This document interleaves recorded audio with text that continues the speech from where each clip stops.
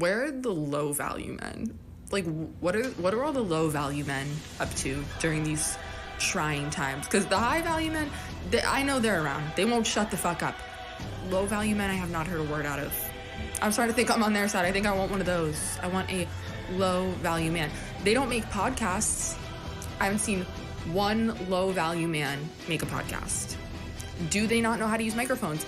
Maybe that's a good thing. That's hot. All right, I've never seen a man use a microphone for good. Until now, everybody buckle up. It's low value mail time with your host, Danny Polishchuk. What's happening, everybody? Welcome back. Is that too loud for you? To an all new episode of Low Value Mail on this Tuesday, September 12th, 2023, in the year of our Lord. So I started late. Ryan Dawson was supposed to be the guest. Unfortunately, he is low audio. All right, let me turn it up. He has totally MIA. I don't know what happened to him. I spoke to him yesterday. Said he was going to come on the show. Messaged him today. Low volume mail, if you will. Let me crank it for you, gents. There we go. So I don't know where he's at, unfortunately. Hopefully, maybe he'll join us a little later on the show. I don't know. I don't know if he's maybe having computer issues or what. But this is the second time actually I've tried to have him on. The last time he also had to cancel. He had like family stuff the first time. I don't know about this one, but anyways, unfortunately, for the time being, and maybe he'll did you say barely any louder? That didn't fix it? Seems pretty loud to me. Hold on, let me just, oh, you know what? It's turned down a little bit. There we go. That's why. Guys, help me get a producer. Just please help me. Anyway, so he might join us. I don't know what happened to him. Hopefully he joins us. If not, this is just going to be the 9/11 show / open lines. And this will be the first episode. If he does not show up, this will officially be the first episode where I got last minute ghosted. So take that with how you will. Hopefully he shows up. Hopefully he's just having some sort of tech issue. I know he's in Korea. He's not in Japan. He's in Korea. But hopefully he's able to make it because, you know, he knows very much about 9/11. He is the 9/11 guy. He's the guy. He's one of the guys. He is definitely one of the guys when it comes to a 911. We've actually, I'm going to put a poll up right now. I'm going to put a poll up. So the Goob, fan of the show, the Goob has been... he's been wanting to come on and do alternate history. I don't know alternate history of what, but so I'm going to put up a poll while I get kind of the housekeeping out of the way. I'm going to put up a poll, and you vote on it if you want to see the Goob talk about alternate history. We'll do alternate history / open lines. In the meantime, while we sort this out... Goob is a viewer. Yes, Goob is almost. He's basically a civilian. Essentially, he is a civilian. The Goob, but he's been listening to the show since the jump, since the get go. He's into some cool stuff. So he might have something to bring to the table. Certainly. Yes, the phone lines are open. Give me 1 minute. So, anyways, before I start. Everybody, please like and subscribe. Help me get a producer. Once I hit 1,000 subs, and you know we've been kind of crawling up there. If you enjoy this show at all, and all the stupid other shit I do, like the bathhouse, crossing streams, all that stuff, and you got $5 a month, throw me 5 shekels. I don't know what the exchange rate is, or alternatively, just like and subscribe and tell a friend. Honestly, that's just as good. Next week, we've got Mike Patterson from Sasquatch, Ontario, talking about Sasquatches.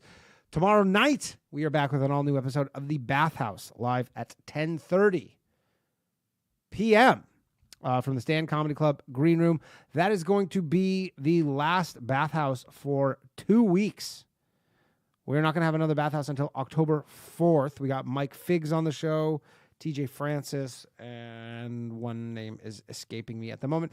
But because I will be going to Colorado and then to Skankfest. If any of you are going to be in Skankfest, come check out a show. And we got an after show tonight at 11 o'clock-ish, where we watch videos and stuff. All right, we got a caller. It's open lines, everybody. So let's just do that. Hello, thanks for calling Low Value Mail.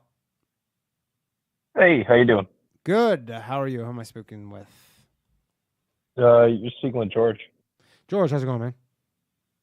Good, man. Am I on the show or am I? You are on the show. You were live on the air, sir. You're the first caller of the evening on this open lines, audible evening. Some spooky things have been happening in New York City. Aaron Rodgers tore his Achilles. I wonder if Ryan Dawson looked me up and then he thought that I was worked for the ADL. And you think so? I mean, I don't know. He's definitely a little. Yeah, he looks to know a lot of things. I don't know. It's kind of bummed out because. Yeah, I mean, I've been trying to get him. He's been bailing on a lot of things lately. He just got into like a huge Twitter fight with like one of platforms that have like promoted him, and he goes back and says like, hey, these guys are. They never supported me. Everything else. When I get banned from everywhere. He does get banned from everywhere. Like 5 times.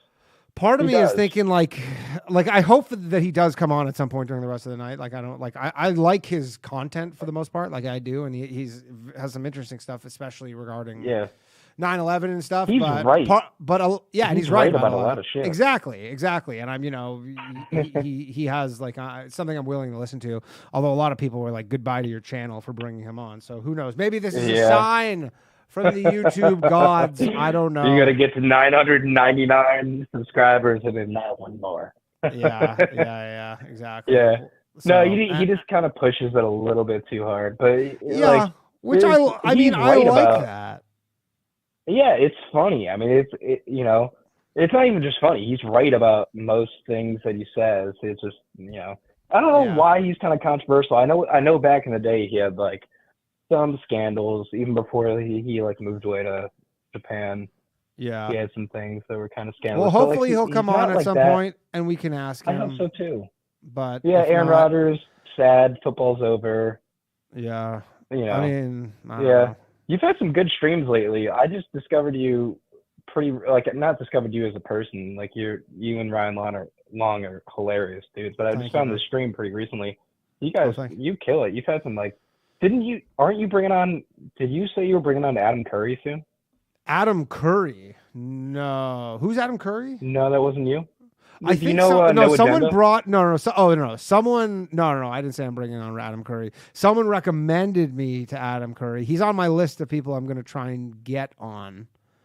He'd be great. Yeah, I would like to get him on. He is on my list, but I have not spoken with him. But I do have some good guests lined up for sure. And I had Martin Shkreli in War Mode the past couple of weeks. That's why I actually had somebody else booked for this week. Your War Mode was that was it. That show was great. Yeah, I know. Those guys, Billy's the man. Yeah, those guys don't really do a lot of podcasts either. I think that's. I wish they did more. Yeah. No, yeah. They do their own podcasts. Billy's like Matt McCuster's brother. Right. So. Yeah. I got a message from somebody on the Patreon actually who this is like so funny how some people are so like sleuths in like a creepy way, but someone like messaged me on the Patreon and they were like, yeah, I watched Matt's special and then in the credits there was like a link, like a name of like some music like that did like the sound engineering. And he's like, and then I figured that it was him because he like had said something on the podcast once. So it was like a clue. And then I looked it up and he's like, I'm pretty sure it's his address, his home address. So he's like, could you just somehow tell him that people can find his home address? And I'm just like, geez, that guy should be a fucking private eye. Man. Yeah. But well, they don't even know it yet because they just blew up so fast. They don't even know. They don't even know how fast. Like, well, I think I told the guy, they're all moving to Austin. So I think it's a moot point. Do you think Do you think Spud moves? Do you think Billy and Spud are going to move too? No, I meant Matt. Matt is going to move to. I assume he will. I know Shane's and like a lot of those guys are moving, so I assume Matt, to not end the podcast, will also move and to save a shit ton of money. Which is crazy because he's going to move his whole family. Shane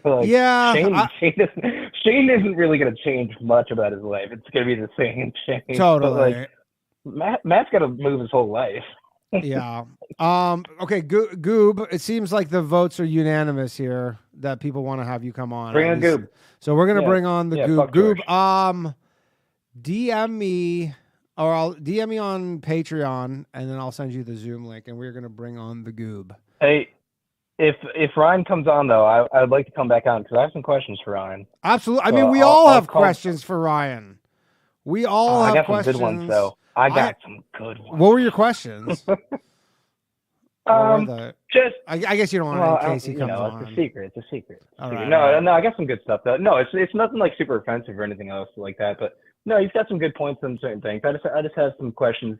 You know, one about like his more recent like he had this Twitter feud with one of my favorite podcasts, Tower Gang. Tower Gang, yeah. I'm gonna have I was trying to have I'm having James Corbett because everybody was telling me to have them on about Oklahoma City, but I'm having James Corbett on. Oh, Jose Galison, yeah, he's got a lot of good shit about that. Yeah. Man, there's so many interesting fucking people on the internet who are like, man, I could do this all the time. Okay. Okay. Yeah. But, all right, man. Nice talking to you, man. We're gonna bring the Goob on, and then hopefully we'll get Ryan on at some point here. All right. Yeah, dude. Have a good night. Bye. You too. Bye. Okay. Goob, where can you message me so that I can give you the Zoom link? 80% say bring the Goob on. While I figure this out, we will take another call. Hello. Hey, how's it going, Danny? What's up, I'm still looking forward to Ryan. You know, I hope he comes on, man. I'm gonna go on those like hippie chick mysticism crystal shit. Like I'm gonna will it into the universe. Ryan gonna be here. I mean, it's the second time he's canceled too, but I think the first time is like he had one of his recent tweets is it looks like he's having some sort of computer issue, or some software or something. I don't know, but then he tweeted after. He tweeted like 30 minutes ago, so I don't know. But hopefully, because I watched all this. I was watching all this 9/11 stuff. I read this. There's a really interesting article from the Gray Zone all about the dancing Israelis, which I wanted to ask him about. It ain't just about the dancing Israelis. It's the Israeli art students who are. Well, there's that too. That's the thing is there's the Israeli art. Like there's so many things. They're in pictures looking over the skyline in New York City, and they got these cardboard packages. And they got like these markings that don't designate explosives, but they got like some, they got codes for just like the shipping type of it. Whatever. Yeah. But anyways, so everyone always asks the question, and especially people related to this, and especially those in New York and around the world, especially in America, like, where were you when 9/11 happened? I was in Toronto. Right before you answer that, I always have a better question than that. Yeah. And that is, where were you in the days leading up to 9/11? Because I know you were in Canada. I was in Canada. I know that's the answer you're going to get. Oh, okay. Yeah, I was in Burlington, Ontario. I was in high school. And then... and when it went down, they turned on TVs? No, I remember it was me and my friend were idiots, and that day we played hooky. That's the thing. We had a plan to play hooky to go buy weed in Toronto, which is like 45 minutes away. So then that was our plan. And then at like 8:30 in the morning, he calls me. Or no, when did the planes hit? 8:50 was the first one? 8:45. Whoever had that comedian had the joke like, oh, you want to fight me in the time machine? Well, fine, I'll fight you on the top of the tower, the North Tower. Like, I'm not sure how to. Yeah. But anyway, so basically, we were supposed to go get like something stupid, like a half ounce of weed, which to us was like tons or whatever. Yeah, that's high school shenanigans. Yeah, exactly, high school or whatever. But it was like we had some like good hookup where like the weed was like bombs. So we're like we're gonna go take a 45-minute train. So then he was in school in Hamilton, which was like a 20-minute drive away. So I literally had to go drive, picked him up, and as I'm at high school, I don't know how I called him again. I don't remember. I think I had a cell phone at the time, but he calls me, he calls me maybe it must have been in the morning before even school started. Like he called me at home and he's like, "Did you see what happened?" And I'm like, "What?" He's like, "A fucking plane just flew into the Twin Towers." And then I remember like turning it on. I'm like, "Okay, I gotta go to school." And then I think I went to like my first period class. And then I drove 20 minutes, picked him up, hopped on the drove back to like basically where my high school is, hopped on a train. Got to Toronto, got the weed, was smoking weed as like the towers had all fallen and we're just like watching the news and we're like getting totally blasted. And then at one point they were like evacuating all of downtown Toronto and they were like, yeah, they might shut down the trains. That's what they were saying. They're like, they might shut down the trains. And we're like, oh shit, we're going to be so fucked. Cause like we'd have no way to explain what we're doing in Toronto if they shut down the trains. Like, I'd have no like our parents would just fucking kill us. So we were like, oh shit. So then we got back on like the last train basically. I went and like dropped him off and it was a whole thing. But yeah, that's right. Where were you? Do you remember? I'm sure you remember. So I had moved to America like the year before and I flew into JFK. But I had family that was. Where are you from? Russia? Midwest. Yeah.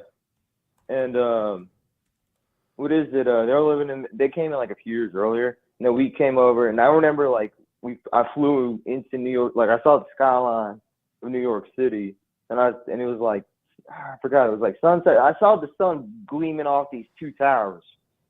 And then when that was like 2000, and then a year later, I'm basically seeing it. I'm like sitting on my grandma's floor, and I'm seeing it happen. Like they were interviewing a guy on CNN.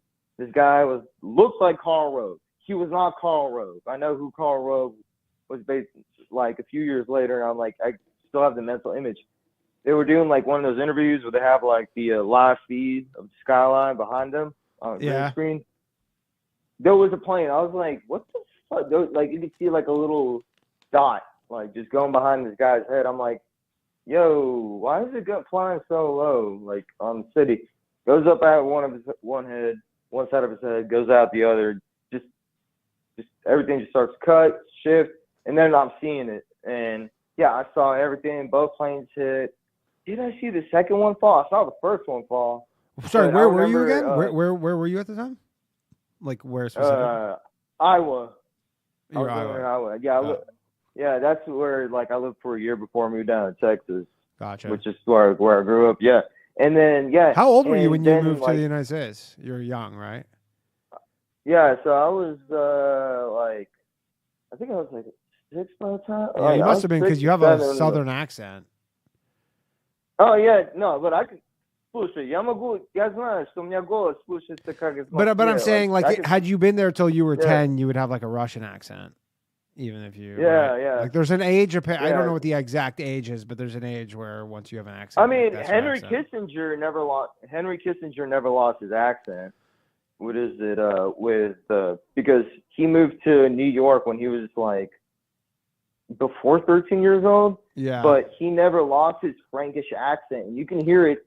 He was 15. Yeah, he's 15. Yeah, he says he moved when he was 15, which 15 but years old. He never hung out with the kids around him in the block. If he did that, he would sound like somebody from Brooklyn, not like somebody from Germany. But so yeah, I saw that, and then like that same day, like the school that like I went to like school there. It was like the first like public school I went to for like kindergarten or some shit like that. And all the kids were talking about, oh, the plane. Like we were like 6 years old talking about this shit, being like trying to figure out what we saw on television. Now, what I wanted to bring up with this specifically is 6 years later, or 7 years later. No. What is it? Yeah, 7 years later, on CNN, they have this guy called Glenn Beck. Yeah. This is when Glenn Beck used to be on CNN, and he had the green chalkboard and all that shit. I don't remember Glenn Beck was on CNN. Oh, yeah. Dude, I've tried to find this, and I'm going to explain why I've been trying to find this exact clip. Yes, he was on CNN. they like you really have to like pull teeth to get them to CNN to admit that. Okay. But no, it says it on their website. It says it on their website. Oh, okay, cool. Yeah, CNN's website. But in 2000, in 2007, he played. I don't know if it just came out, but I think they just released the Pentagon 9/11 video security footage of the CCTV of the impact of some sort, and he was saying like, "What is that? What is that? That just looks like a big white elephant." And dude, I laughed my ass off, and I got scolded by my family. Like, what the fuck is wrong with you? I'm like, he's not wrong. Yeah. And then it's like, that's the thing. It's like, bro, look at it's just like outside of what is it, the Twin Towers and buildings, everything outside of New York.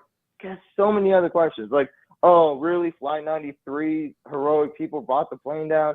Okay, well, please tell me how 2 unarmed F-16 jets can make a commercial airliner land. Because here's the thing, the air traffic controllers who were working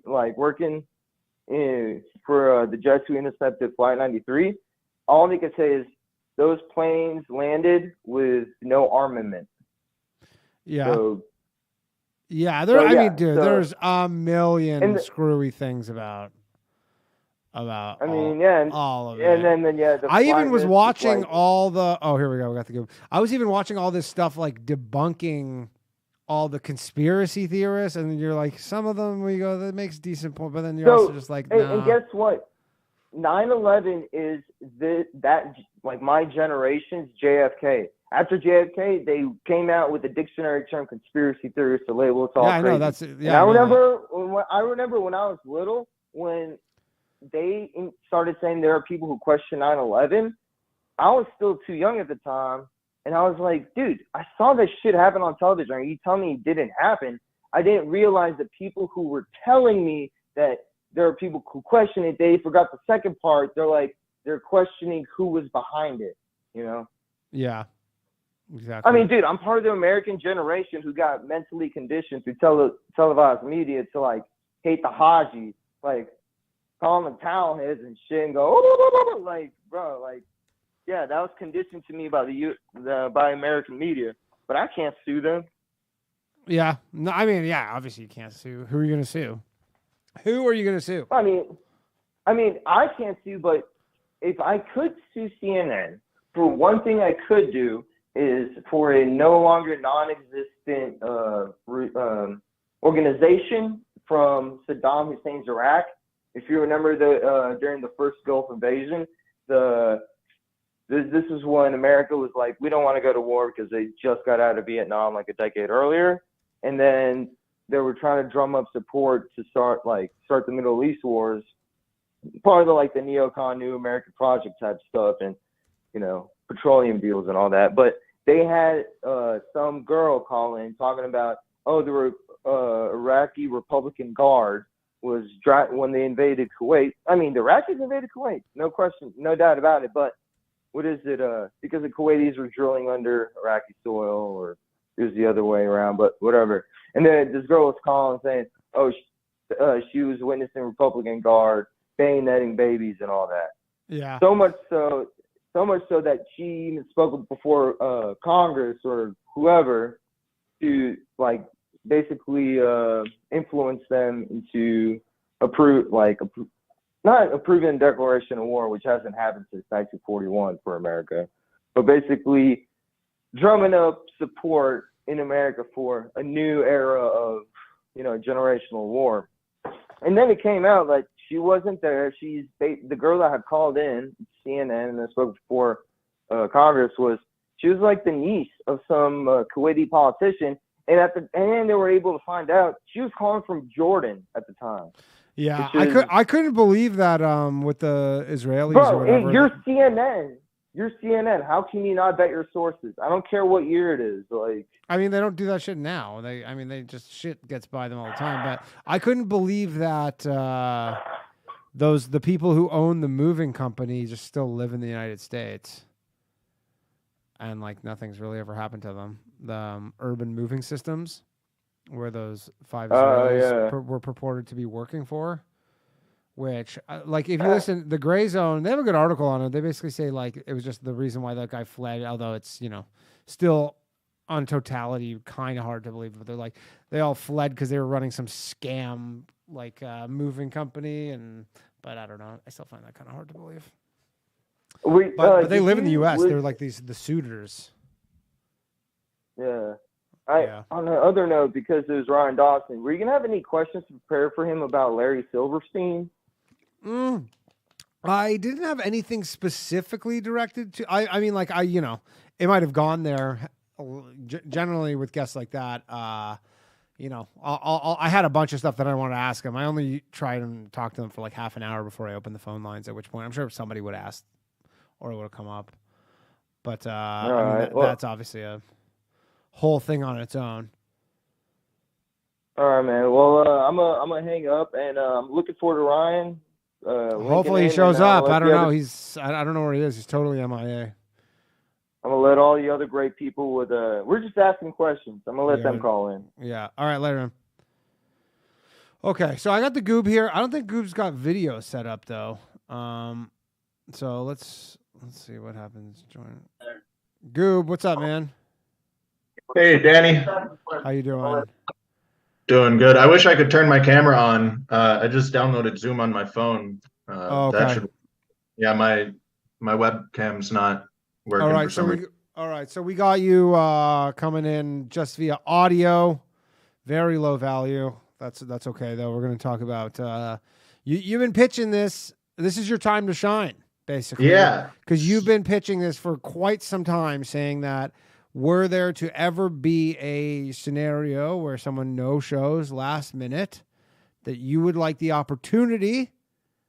And here it is. And here it is. You have some alternate, and I think you've tried to explain it to me before. I honestly don't totally know what we're getting into, but no better time than that's fair than this episode. So I'm gonna give you your little what's that? Calvin and Hobbes. Yeah, that's okay, we're gonna give you a little Calvin and Hobbes avatar in the top corner. All right, Goob, long time low value mail listener, first time guest. Goob, so let's hear it. Tell me all about your theories here about alternate history. So I think I should probably start with some other people's theories to kind of establish a base, and then build up on my theories on top of that. Okay. What is alternate history, first off?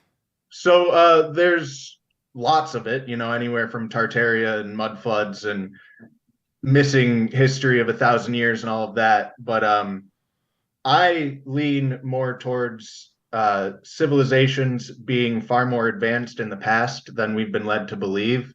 Not only Atlantis, this, almost mythical kind of civilization that we have no evidence of, but I think even more recently that not necessarily more advanced than us, but more advanced than we've been led to believe.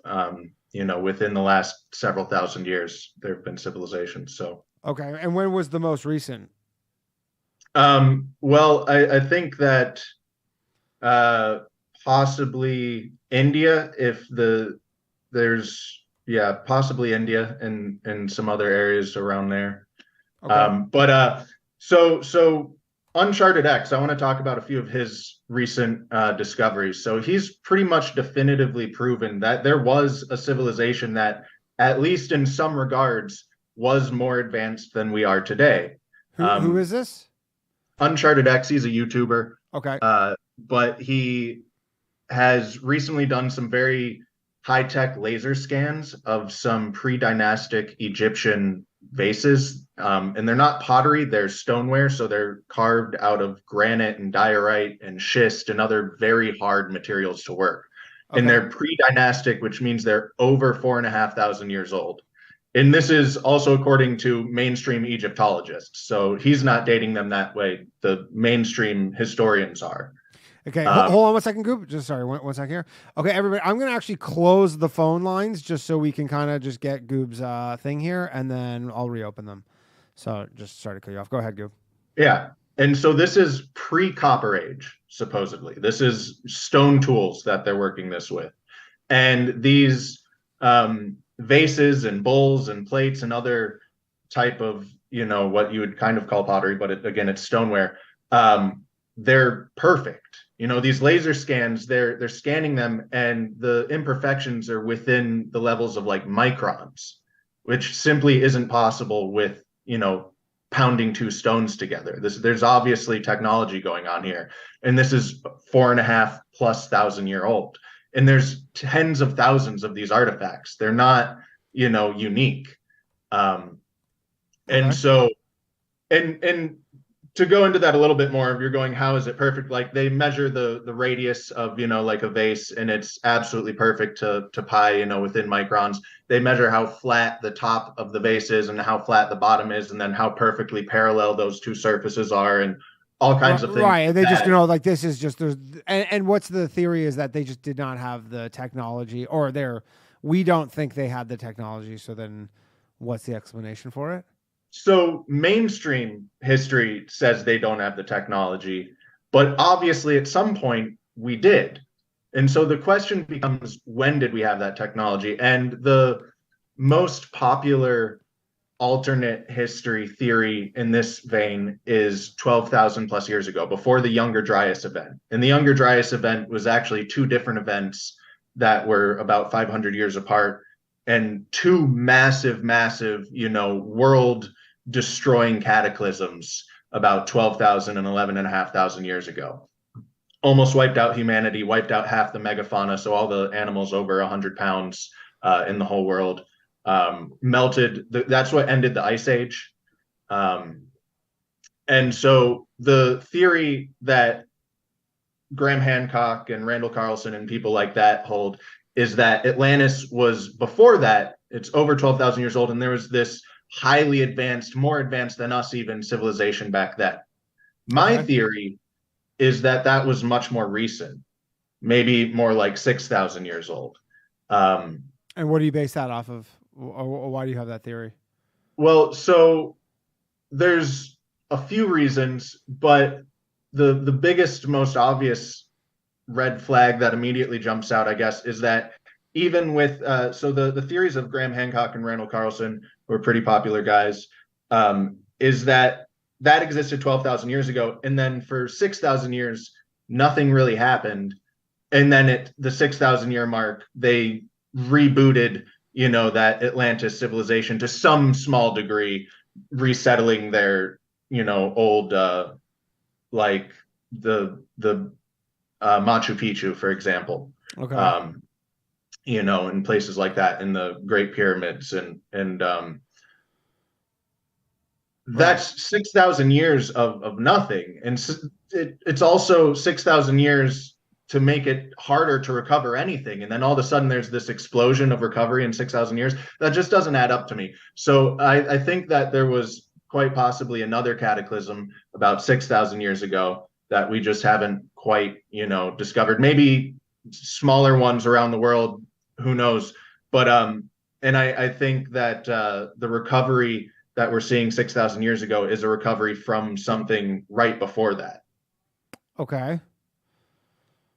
And so, and there's also, does that make sense? I think so. Yeah. So, yeah, I think so. So keep going.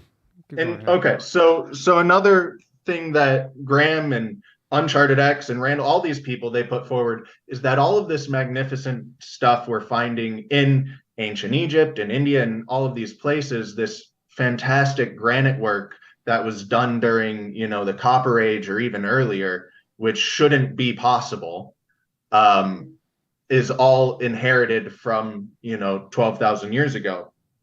And what happened? Just like, is this like the Great Flood kind of stuff? Yeah, I mean, that is the Younger Dryas is the Great Flood.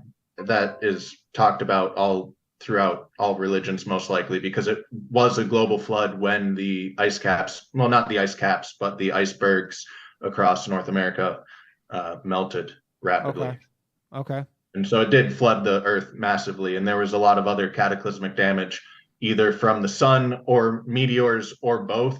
Massive solar flares and meteors impacting. It was a very, very chaotic 500 years that really would have, if there were any civilizations back then, they would have been wiped out. And I think there obviously were civilizations back then. Humanity goes back 300,000 years, and we were creating jewelry and all kinds of things, fairly impressive things. Like there's the Denisovan cave that is dated to be about 300,000 years old, I think like 280,000 years.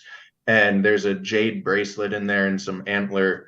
And what's like the biggest kind of like piece of evidence that of what of this like are there any sort of like specific items that kind of are the biggest like smoking guns, if you will?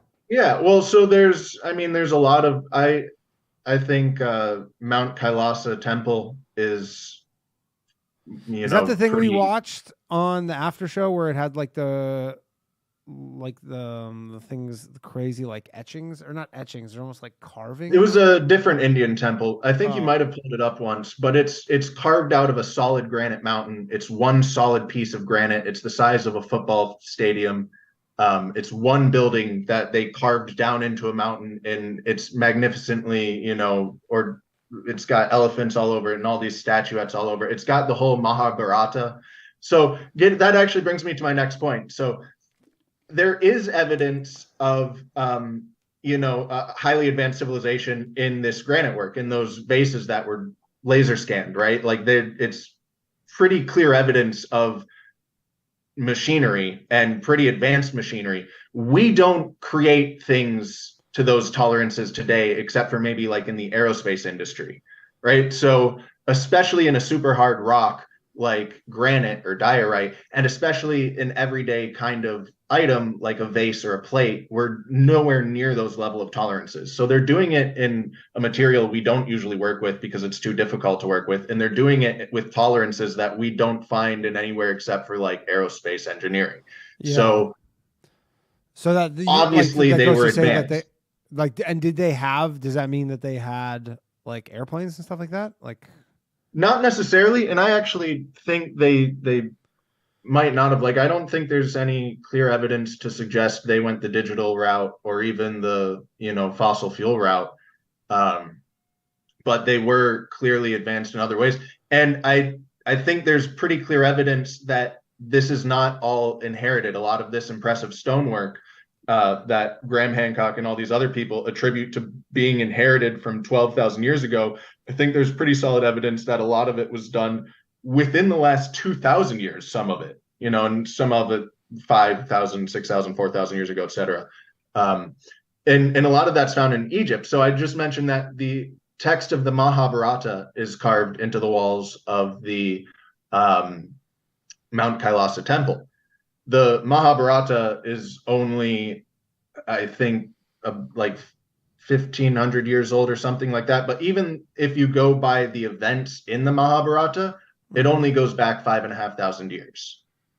Okay. So, and there's some real world events in there to tie it to real dates to, suggest that it's actually going back to 5,500 years ago. And so it obviously can't be older than that, because it wouldn't have happened yet, right? Okay. So by the way, these things had to have been, and that's probably the most impressive structure out there, in my opinion, is the Mount Kailasa temple. Are they all just in that region of the world? Are they all just are there any in South America? No, as well? So a lot of it, it's really all over the Americas, Egypt, Russia, even a little bit in North America, but there's some megaliths in North America. They're not nearly as impressive as these things, though. But like in Egypt, I'll talk about Egypt a little bit because people love Egypt.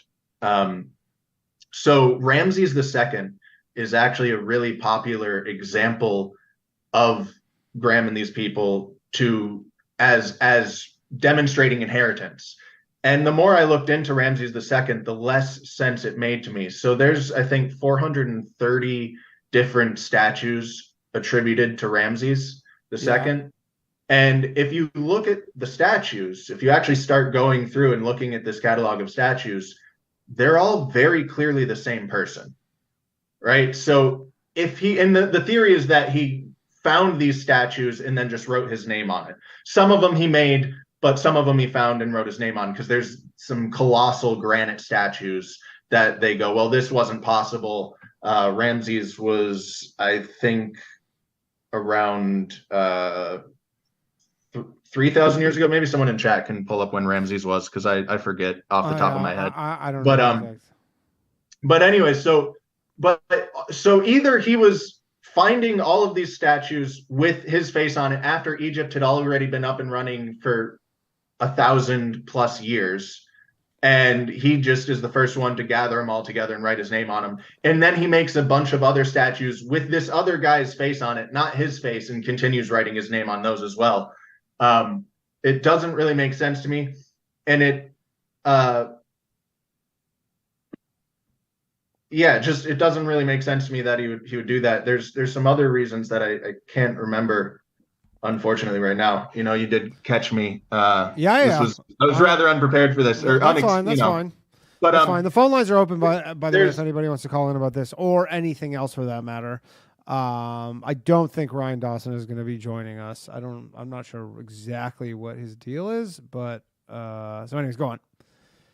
But yeah, there's also, so I'll take it in a different direction, away from buildings for a bit.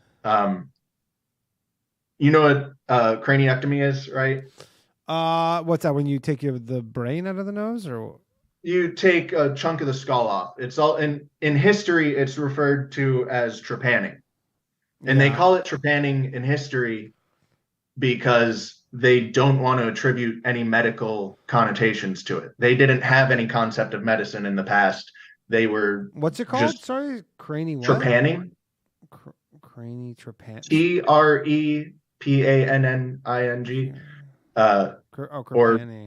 Trepanning, craniectomy. So the survival rate today for a craniectomy is about 74%. Why would you? And why do you need to remove a portion of your skull? Blunt force trauma is the vast majority. Your brain swells essentially, and then they have to. Gotcha. Yeah. So trepanning is found throughout every single part of the world, from Finland to literally everywhere. Okay, and it's found spanning the last 10,000 years. So people have been intentionally cutting holes in skulls of other people for 10,000 years. The really interesting thing about this is that if you add up all of the skulls and you average how many of them survived the operation, there's a higher survival rate in the past than there is today. And there's certain places. Goob, hold that thought. We got a call. 1 second, please. Yeah. Hold on a second. Hello. Thanks for calling Low Value Mail. 1 moment, please, while I merge the calls. Who am I speaking with here? Hey, my name's Rocco. Can you hear me? I don't think I can hear you. Hold on a second. Oh, I don't know where. Danny, can you hear me? Yeah. You're on. Go ahead. What's up, guys? I was just wondering if Goop had anything to say about the Denver airport. I just think that shit is very, very creepy. I don't know. The Denver airport's the Denver airport is by far one of the fucking weirdest ones out of them all, for sure. Super sus. Yeah. I don't have anything to add that hasn't already been said about it, but yeah, a lot of concrete was poured there. There's definitely some very interesting things going on at the Denver airport. Yeah. Yeah, I mean, it's just like they're calling for millions of pounds of dirt. Like, it's just fucked up. And the whole Blucifer thing is just pretty awesome. I don't know. What was the Blucifer thing again? That was like the painting. The blue horse. The artist who built Blucifer died building it, and then they just like finished it and put it out. It's so fucked. Yeah, that's weird. I heard, was it War Mode that was saying they took out a bunch of the stuff, or who was I talking to that said like they removed a bunch of the stuff right from the airport? It was a bunch of artwork, and there's a bunch of things about the artwork where it's like the money was way too much, and that probably went into building some weird shit, but it was like hundreds of $1 million for just paintings, and the paintings resembled like Nazis and dead children and like the end of the world and just crazy stuff. But Yeah. I don't know. I'm into art and stuff. Yeah, the Denver airport. I remember. I've only been there. I'm actually going there. Oh, whoops! What did I do here? I'm actually going there next week, I believe. Next Wednesday, I'll be going to the Denver airport. Yeah, so. you should see if the gargoyles are still there, because I don't know if they took those down, but I think there's still weird symbols on the floor and very. Yeah, I know there's a weird. It's weird too because it's like, very weird.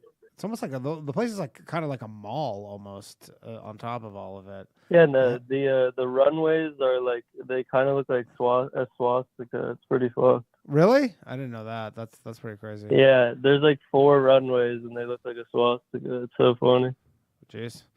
Yeah. I don't know a ton about the airport. Did the person who put all that stuff in died? The artist? Yeah, the artist who like made a lot of that art. No, I think there was too much complaining about it, and they just took it away. Yeah, I wonder what because I've been hearing about the Denver airport for, I want to say like 20 years. Like people talking about how fucking weird the airport is. David Cross used to have a joke about it actually, about how like just bizarre the fucking Denver airport was. But anyways, all right. Thanks all. Anything else you want to talk about? No, let someone else in. Take it easy. Appreciate it. Take care. All right, we are back with the Goob. All right, Goob. Yeah, go ahead. Yeah, so I was saying that if you take the average survival rate of these historical, craniectomies, it's a higher survival rate than we have today. And there's certain areas and times, like Mayan civilization, that achieved over a 90% survival rate. And they're the same civilizations that, were using blunt force weapons. They were experiencing a lot of head trauma. It was being used in the exact same way we use it today. When people experience blunt force head trauma, a head skull fracture, they cut out a chunk of the skull, and people were surviving at over 90% in, thousands of years ago, whereas we've got a 74% survival rate today. Yeah. And what's the explanation? What, this medicine was better back then? No, the explanation is that they had no concept of medicine, and that it's actually interesting. So the Wikipedia article for trepanning was updated since I started asking you to do this show. So originally it said that they had no concept of medicine. This was purely, for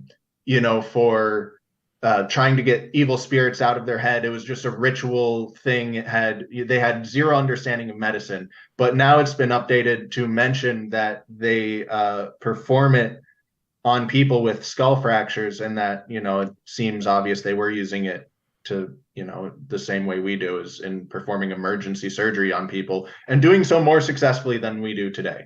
And why is it not so successful today? Because you think that would become. That's a good question. I mean, I guess I don't know that. All I know is that they were doing it better a few thousand years ago in South America, and also in I think Germany. And you say that this would be a case for? Do they have tools from when they were doing it from a few thousand years ago? Like, have they archaeologists found tools? They've found stones and stuff, and there are some trepanning tools that have been found. They're more recent, I believe, that, they're like actual little circular saw kind of things. Yeah. Hey, hold on. We got another call. Hold on a second there, Goob. Hey there. Thanks for calling Low Value Mail. Who am I speaking with? Hey, my name's Joe. Joe, and, what's up? Hold on a second. All right. Yeah, you're on. You're on the show. Go ahead. You are on Low Value Mail. Go ahead. Yeah, I just sent you an email. It's like I saw you were talking about like 9/11 stuff. Yeah. I just sent you a little email. It's about a 3-minute clip of a guy named Norman Mineta. Okay. He was the transportation secretary during 9/11. Yep. and he was actually in the bunker with Dick Cheney in D.C. Yeah, didn't he change his recollection of the entire thing too? Like many years later, didn't he say that there was wasn't there some big discrepancy with what he said, and then later on he basically changed his. What happened? I'm not sure if he recanted. I just know that this is just one thing that most people don't know, and it's very interesting that Dick Cheney apparently let the plane hit DC. Yeah, this is. I believe this was in. This guy is in Loose Change, and I think they talked to him, and he basically said at the time, that Dick Cheney. What was it that he knew about it? We'll watch it in the after show, but it was something like that, right? Where Dick Cheney was told that they were coming, and he just kind of let it happen. If I remember right, they were saying hey, we have planes incoming. They're 50 miles out, 30 miles out, whatever. And they kept on updating him, and he kept saying, just let them come, or do nothing about them. Right. Yeah. There's a really good documentary that just came out that I watched the other day. It's literally a new 9/11 documentary. It's on Rumble. It's called 9/11. It's on the Redacted channel. It's 9/11 Peace and Lies or something. Peace, War, and 9/11 on Redacted News' channel. And it's about this, or not about, but it's this Canadian professor who just passed away from Hamilton, actually. And he's been studying this thing for a long time. And it's basically, he made this documentary right before he died as his last thing. Well, I'll have to check that out. Yeah. But I don't know, the Norman Mineta thing, I have heard about them, and we'll watch that in the after show. All right, cool. All right, cool. Thanks for having me. Later. Appreciate it. All right, Goob. Yeah. So, in summary, I would argue that there's clear evidence they were better at that one specific surgery than we are today, and I think that they had a much better and more advanced understanding of medicine than we are giving them credit for. So shifting gears again a little bit, and real quick, just for people in chat, you can tell if the person survived the surgery because the bone heals over and gets smooth, the cut marks fade away. And that takes months to happen. So, they survived for at least months after the surgery if it's smooth. And that's how you get the survival rates of the ancient skulls that we found. But shifting gears a little bit. So the Mesopotamians, right, 5,500 years ago, supposedly spring up out of nothing, and all of a sudden have some of the finest granite work that we see, anywhere. It rivals anything else we see. And again, granite is incredibly hard material. To give you an idea real quick, copper is lower on the Mohs scale than chalk. What's the Mohs scale? The Mohs is a hardness scale. So is this material, if a 3 can't scratch a 4, but a 4 can scratch a 3. Gotcha. Right. So if you just can't chisel copper, or you just can't chisel granite with copper. It's softer than chalk. Okay, we got another. Sorry, Goob. The phone lines are lighting up. We got another call. Hold on a second. Hello. Thanks for calling Low Value Mail. Who am I speaking with? Hey. Hello. One moment, please. Hello. All right. You are on the show. Go ahead. All right. Yeah. What are your thoughts on the Anunnaki, and what are your thoughts on the Grand Canyon? The Grand. Is this for Goob? Goob, go ahead. You can answer that. Oh, I assumed it was for me. Yeah, it was for you. Yeah, I believe the guest actually hung up. Okay, so the Anunnaki, I am not a supporter or a detractor, really. I'm quite neutral on the ancient aliens thing. There are some interesting, evolutionary questions, and I don't think there's any hard evidence for it, but the government just was talking about UFOs, and people are fairly open. At least some people are pretty open to the idea of aliens being here now. So I don't see why they should reject the idea of aliens being here in the past. Yeah, of course. I'm actually that's I'm trying to find a good person to come on to talk about that. If anybody knows of a good specific, like someone who's very, very well versed on the Anunnaki. I don't. I'm not off the top of my head. I'm just saying whoever people are right. The Grand Canyon is very interesting. So there's theories of giants, theories of Egyptians, rumors of those things, and they are somewhat substantiated by the fact that there is a part of the Grand Canyon that is like one of the most secure areas in the United States. You absolutely cannot go there, and if you do, you will be greeted by men with guns and likely helicopters and just a ridiculous response. Yeah. Where sorry, this is near the Grand Canyon? This is part of the Grand Canyon. Oh, okay. So, and it's where, this stuff was supposedly found, these giant Egyptian mummies. So yeah, I think there's pretty obvious evidence of giants to some degree. We have little people, there's pygmies and such. The question, I guess, feel like is, it could be relative to, like, they could right, be how giants, big, how big, because in terms of skulls and like bones and stuff, have they ever found anything that they go like, this is way bigger than any human? Yes and no. So there's lots and lots and lots of reports of 8-foot tall skeletons being found, and then they all get abducted by the Smithsonian and disappear. Right. Hold on a second. Actually, we got another call. Sorry to cut you off. Hello. Thanks for calling Low Value Mail. Hey, what's up? It's Josh. What's up, Josh? How you doing, man? Good. You're on, so go ahead.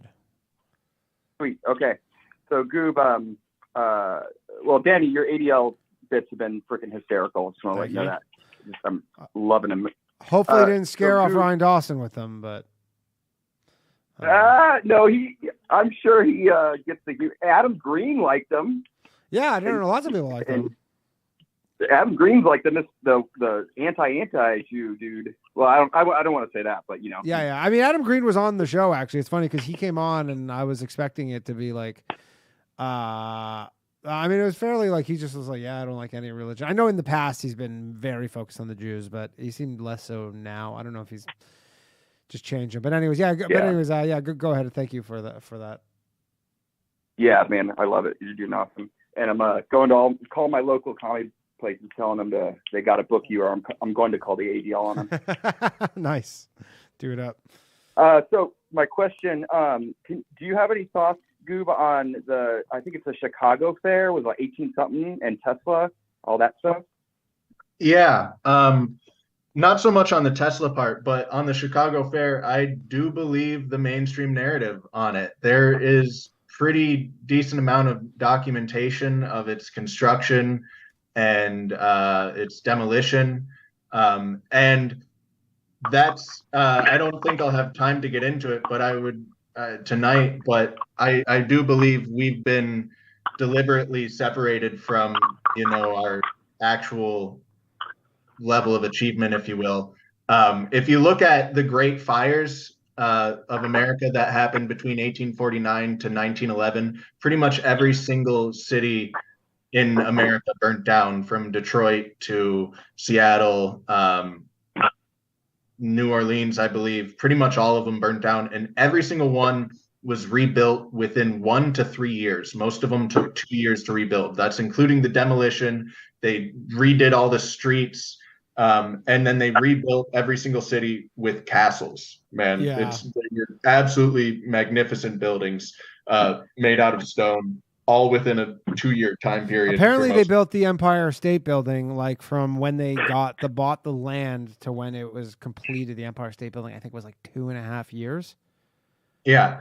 So we used to do that, and it was a lot more beautiful. I really encourage you to look up those cities after they were rebuilt in those very, very short time periods. We were doing crazy stuff back then, really impressive stuff. And then now there's a bridge next to my house that they've been working on for 2 years, and they're projecting it's going to take 2 more, and it'll probably take more than that. So Yep. We have a much do you think that's larger a technological. Do you think that's a political thing, or is that just bureaucracy and just everybody's kind of not incentivized to make this stuff happen quickly? Because that's the thing. When you make stuff happen fast, then the expectation is you're going to do it that fast next time, and everybody's like, well, who wants to work that hard? I think it's 80% what you just described and 20% people from the shadows pushing it even more in that direction. Yeah. So it is, explained by normal mechanisms, organic mechanisms, but then I do think there very obviously are secret societies. There are secret organizations full of rich and powerful people. This is a fact. If anyone denies that, they're a goober. Oh, for sure. A goober. And like they're obviously influencing things. To what degree, that's debatable, right? Or to what direction, that's debatable. But I think it's pretty clear when you look at the disconnect from like what I was just describing and today. I think there's obviously some intention there.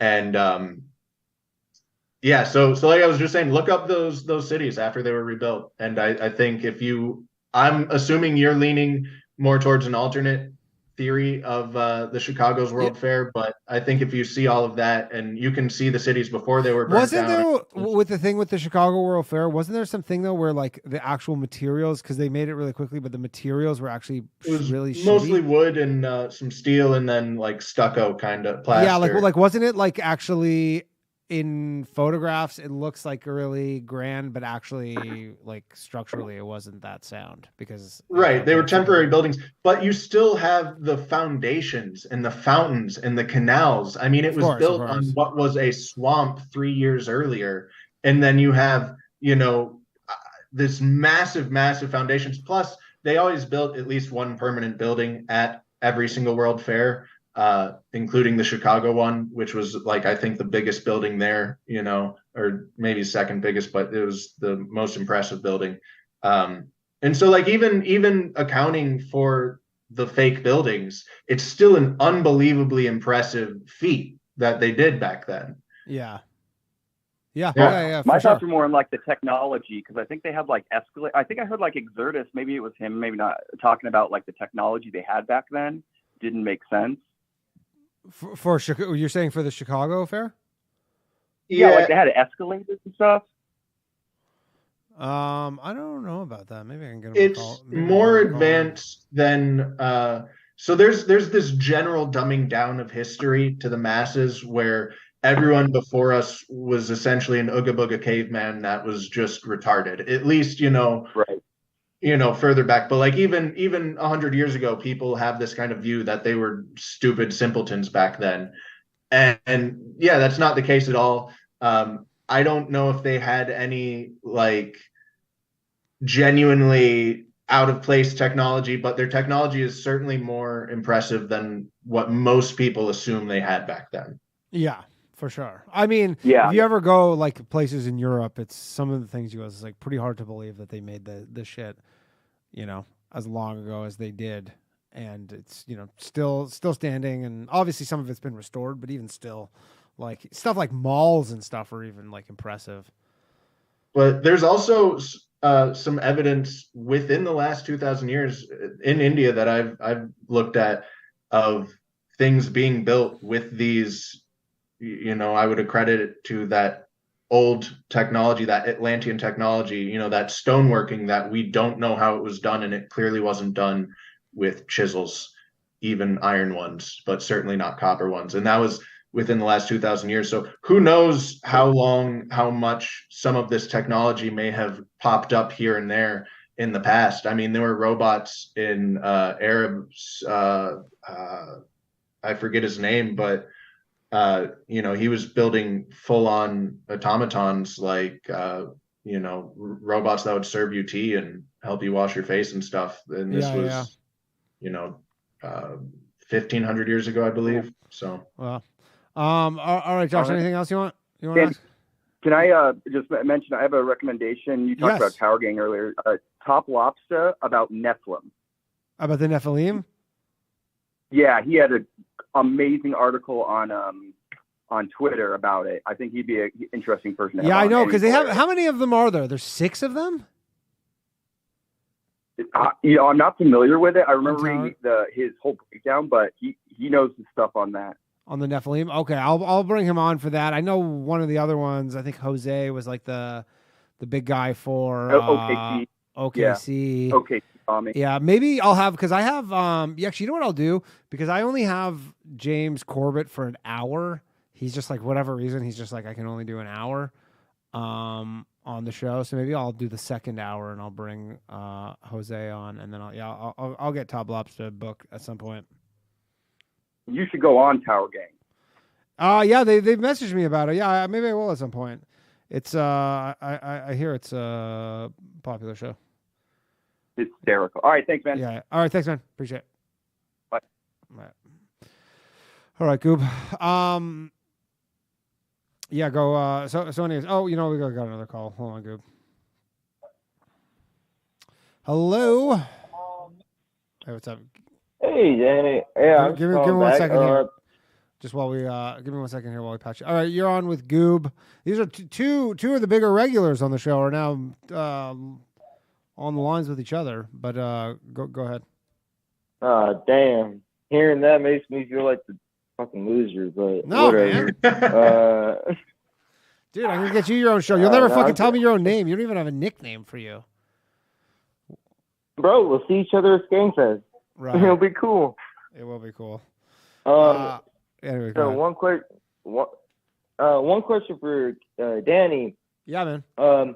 What are very Canadian specific conspiracy theories? And I'm gonna add on to the addition of you guys were a Commonwealth country.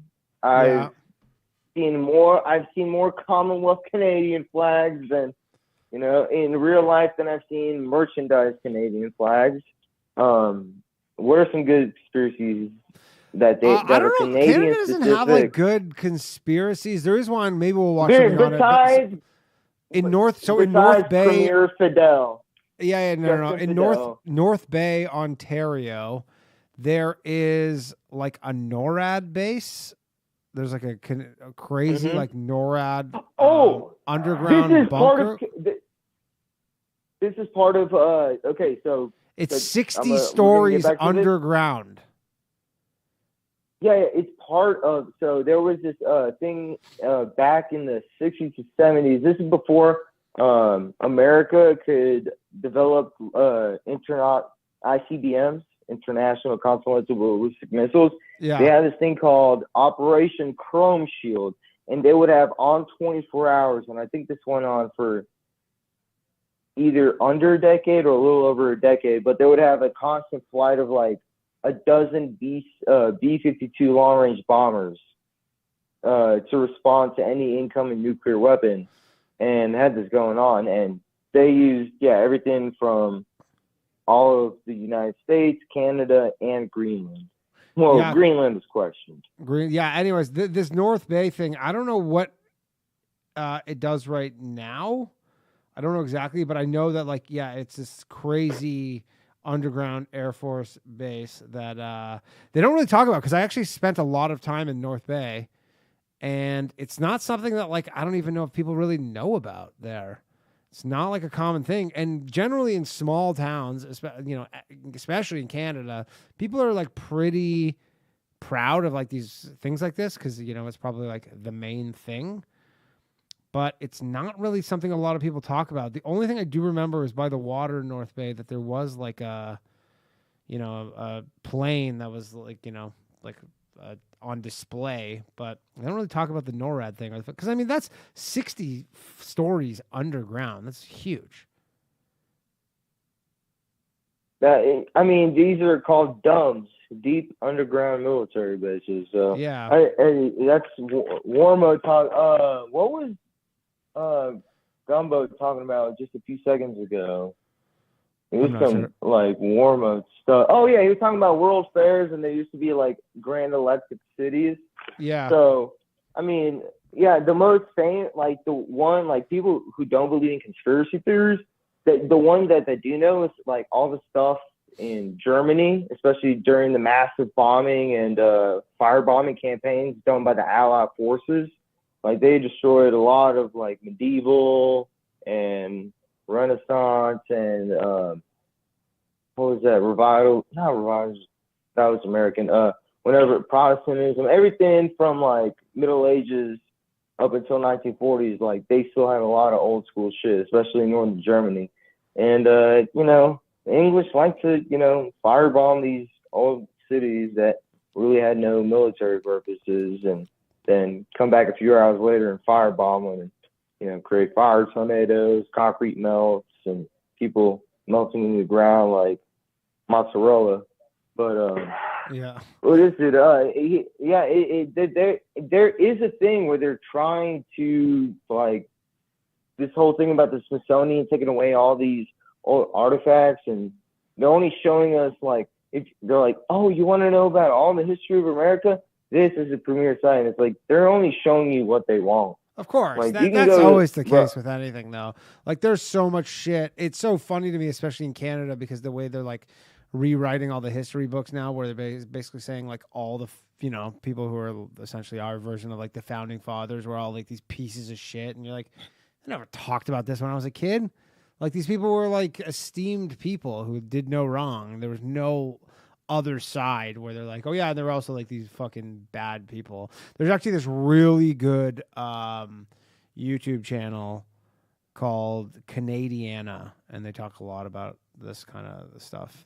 They're pretty solid. But yeah, you know, I don't know. I can teach kids that, like, I mean, they probably do teach kids now that all these people were like George Washington was bad, and like in America, and Columbus was bad, but that's recent. No, I got some like cousins and stuff, and like way younger people in my family who are like I don't think they really know. I might ask them, like, let me see that textbook they giving you, dude. Like, I just want to read that textbook, because I remember the textbooks they gave me, and they were pretty short. Like, dude, I was reading textbooks when I also saw, where were you in 2003? I saw I saw the bombing of Baghdad in 2003 live. I was sitting in a hotel lobby taking a shuttle to an airport. Oh, where? I don't remember. I think I was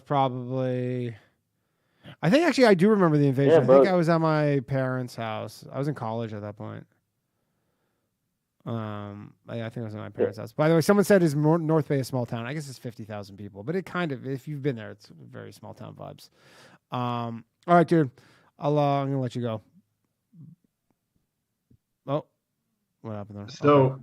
Yeah, okay. You guys were talking about a few cool things, actually, underground stuff, which I want to touch on. But first, I want to talk about the rewriting of history and the unreliableness of history.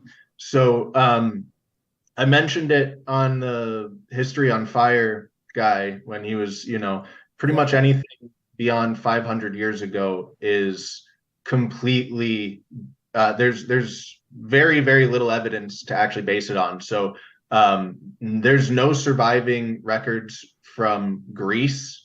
There's not a single written word that was actually written by a Greek person surviving today. And there's also not for like the first 1,000 years of Rome.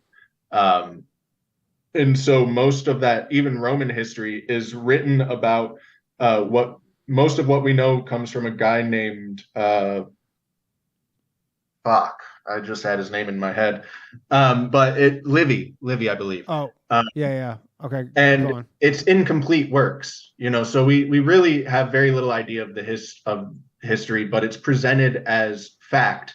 And there's this narrative that's followed. No matter how weak the evidence is, it gets presented as supporting evidence. And if there's any, you know, contrasting evidence, it's just ignored or it's warped. So some examples of this, carbon dating is the go-to dating method, right? Yeah. It's a horrible dating method for anything that's not very, very recent.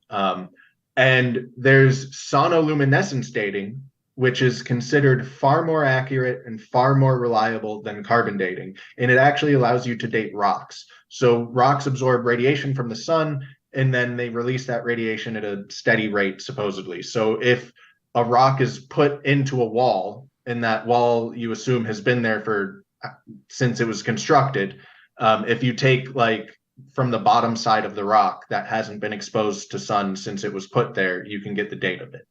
Okay. So they did this to like 7 places in Egypt, and the articles written about this are, oh, we've confirmed the dating. This is, 4,289 years old. This is 3,786 years old, etc. Right? But then when you actually look at the results, which are not typically released to the public, right? Like you only get the articles, you don't get the actual hard science. Yeah. The results varied. They would take 3 samples from each structure, and the results varied by 2,000 years in almost every single structure. All right, hold that thought. We got another call here, Goob. Hello, thanks for calling Low Value Mail. Yeah, hi, Danny. Thank you for taking my call. No problem. This is, Mike. Hey, Mike, hold on. All right, you're on with the Goob. You're on with the Goob, Mike. You're on the show. Let's hear it. What you got? Thank you. Yeah, this is Mike in Colorado. Goob, I just wanted to tell you. You know about the airport? The Denver airport? Yeah. Yes, well, vaguely. I know a little bit about it, but it is kind of a weird place for sure. There's a lot of underground tunnels. Yeah. Anyways, go ahead. Yeah, go ahead. Or was that you, Goob? Yeah, I was just going to say, Goob, I've really enjoyed you tonight. Thank you for all the information you shared. And I was just going to ask you real quick, and then I'll just take my answer off the air. You were talking about kind of like ancient civilizations earlier, and Zecharia Sitchin, I wanted to bring up. He was known for his ability to read and interpret a lot of these ancient Sumerian and Akkadian clay tablets, and he kind of interpreted those to kind of reveal this narrative about the true origins of humanity and civilization. And so I just kind of wanted to ask you, like, have you looked into Zecharia Sitchin's kind of teachings on the 12th planet Nibiru and these ancient tablets he's kind of deciphered? Thank you. Yeah, thank you for the question. I am somewhat familiar with it. I'm certainly not an expert on the subject.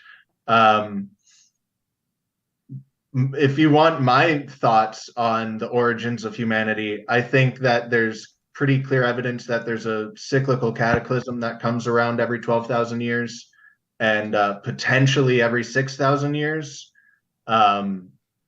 maybe a lesser one every 6,000 years. I don't know, but at least every 12,000. And so, like I said, the Denisovan cave dates back. Again, I was just talking about how unreliable dating is, so take this with a grain of salt. But like 280,000 years ago, and they have some pretty impressive artifacts in there. So yeah, I think we've been just repeatedly going through cycles of advancing and then getting wiped out and advancing, and I think we're right at the end of that next cycle. Not to be a doomsayer or anything, but that's exactly what I'm doing, I suppose. Yeah. So we're coming up on the end of this current cycle, essentially. Yeah, the 12,000 years. That's the. What are we going to get? A flood?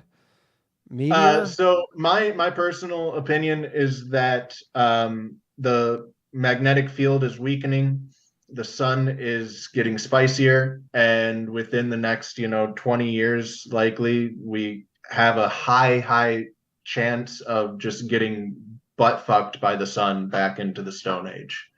And maybe it won't happen, but there seems to be indication of a 12,000 year cycle of disaster. And the sun is getting crazy right now, as it does, and our magnetic field is getting weaker, as it does not do. That is not supposed to happen. So the sun's kind of normal, but this is the magnetic field is not. So when you combine the two, you potentially get disaster. Interesting. All right. Sounds like we're kind of fucked. All right, Goob. That's yeah. So what else? What else we got? We got a little time left here. So yeah. So let's see what you got. It's been very good, by the way. Shout out, Goob. You definitely delivered last minute. So I'd like to give you props here, sir. So caves are interesting. You guys were talking about dumbs a few calls ago, and there's Nushabad in Iran, which is an entire underground city, and I truly mean an underground city. This is not just a couple of caves.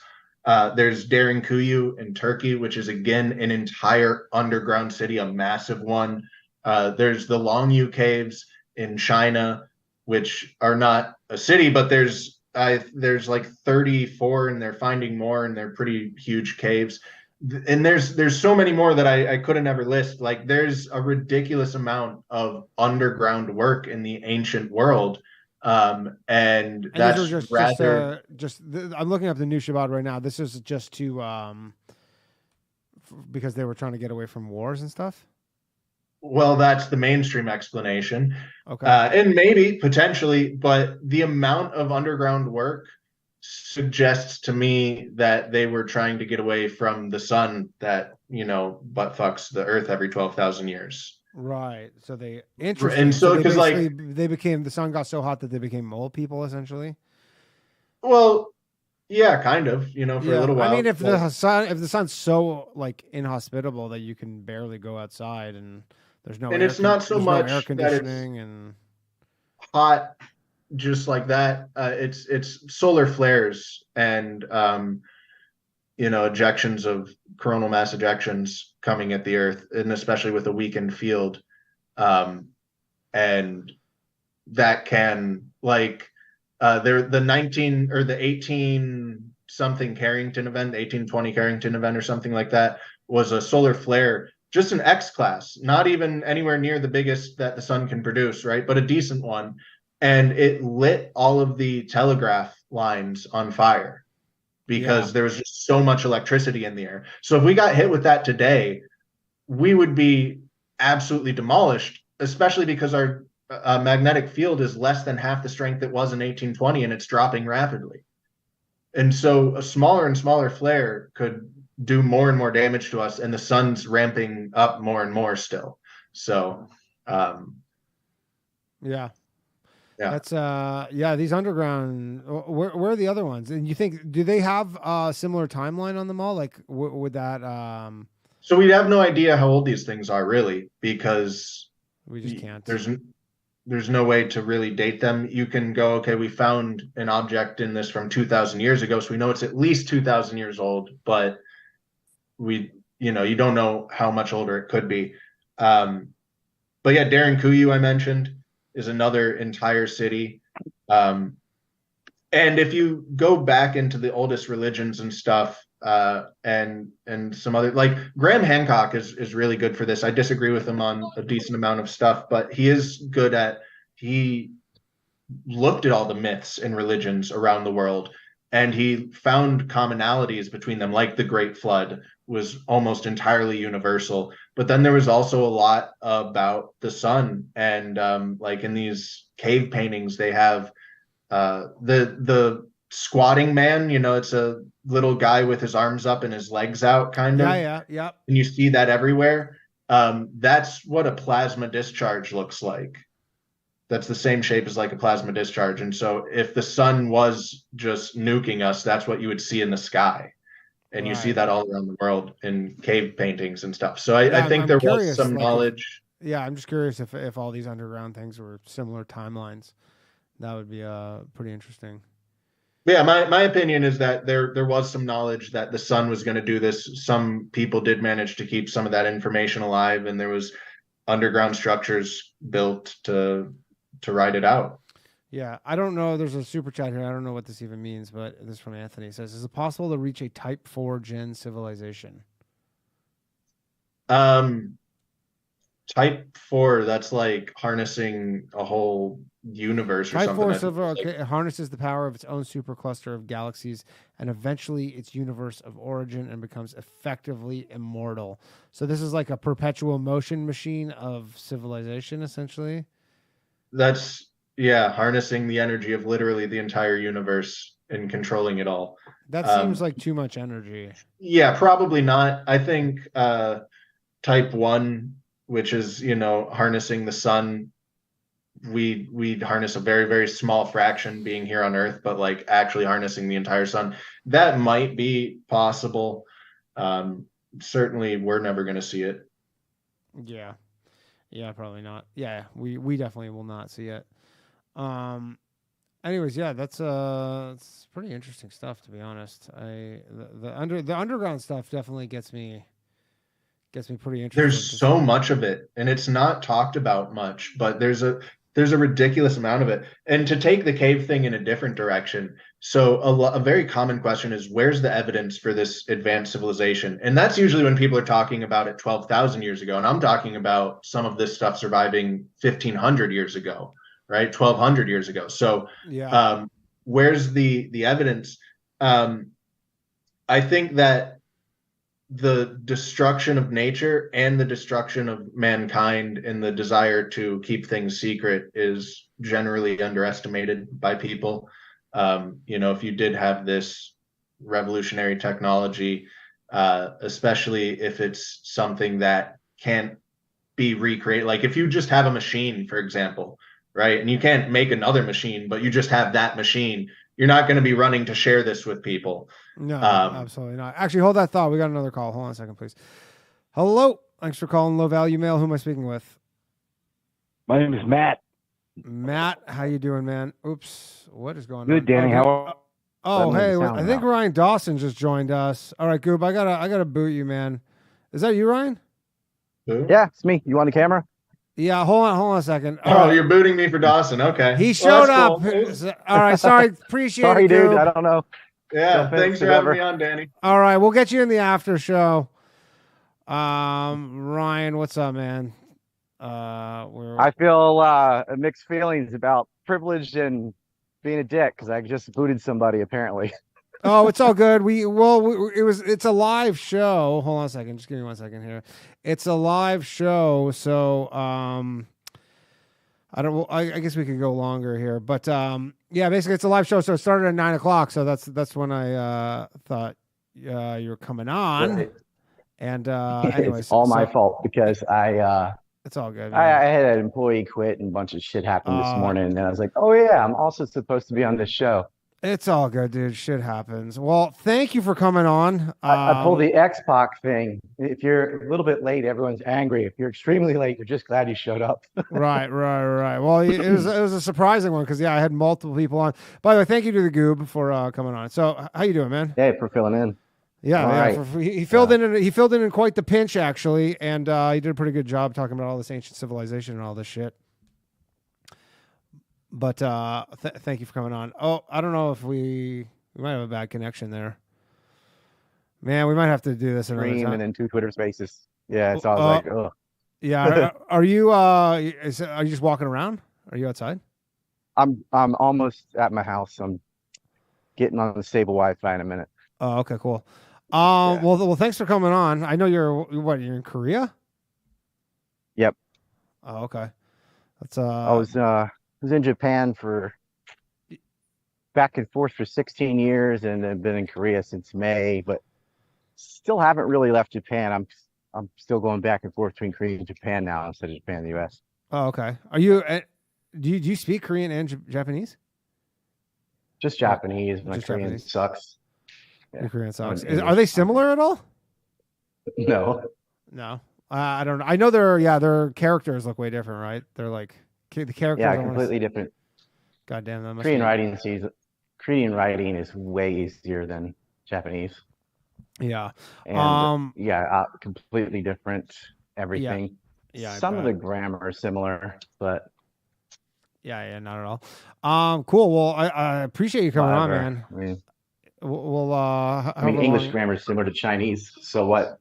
You know what I mean? It's like, I guess. Yeah, that doesn't help. Yeah, I feel you. Yeah. So you I don't even know where to start, man.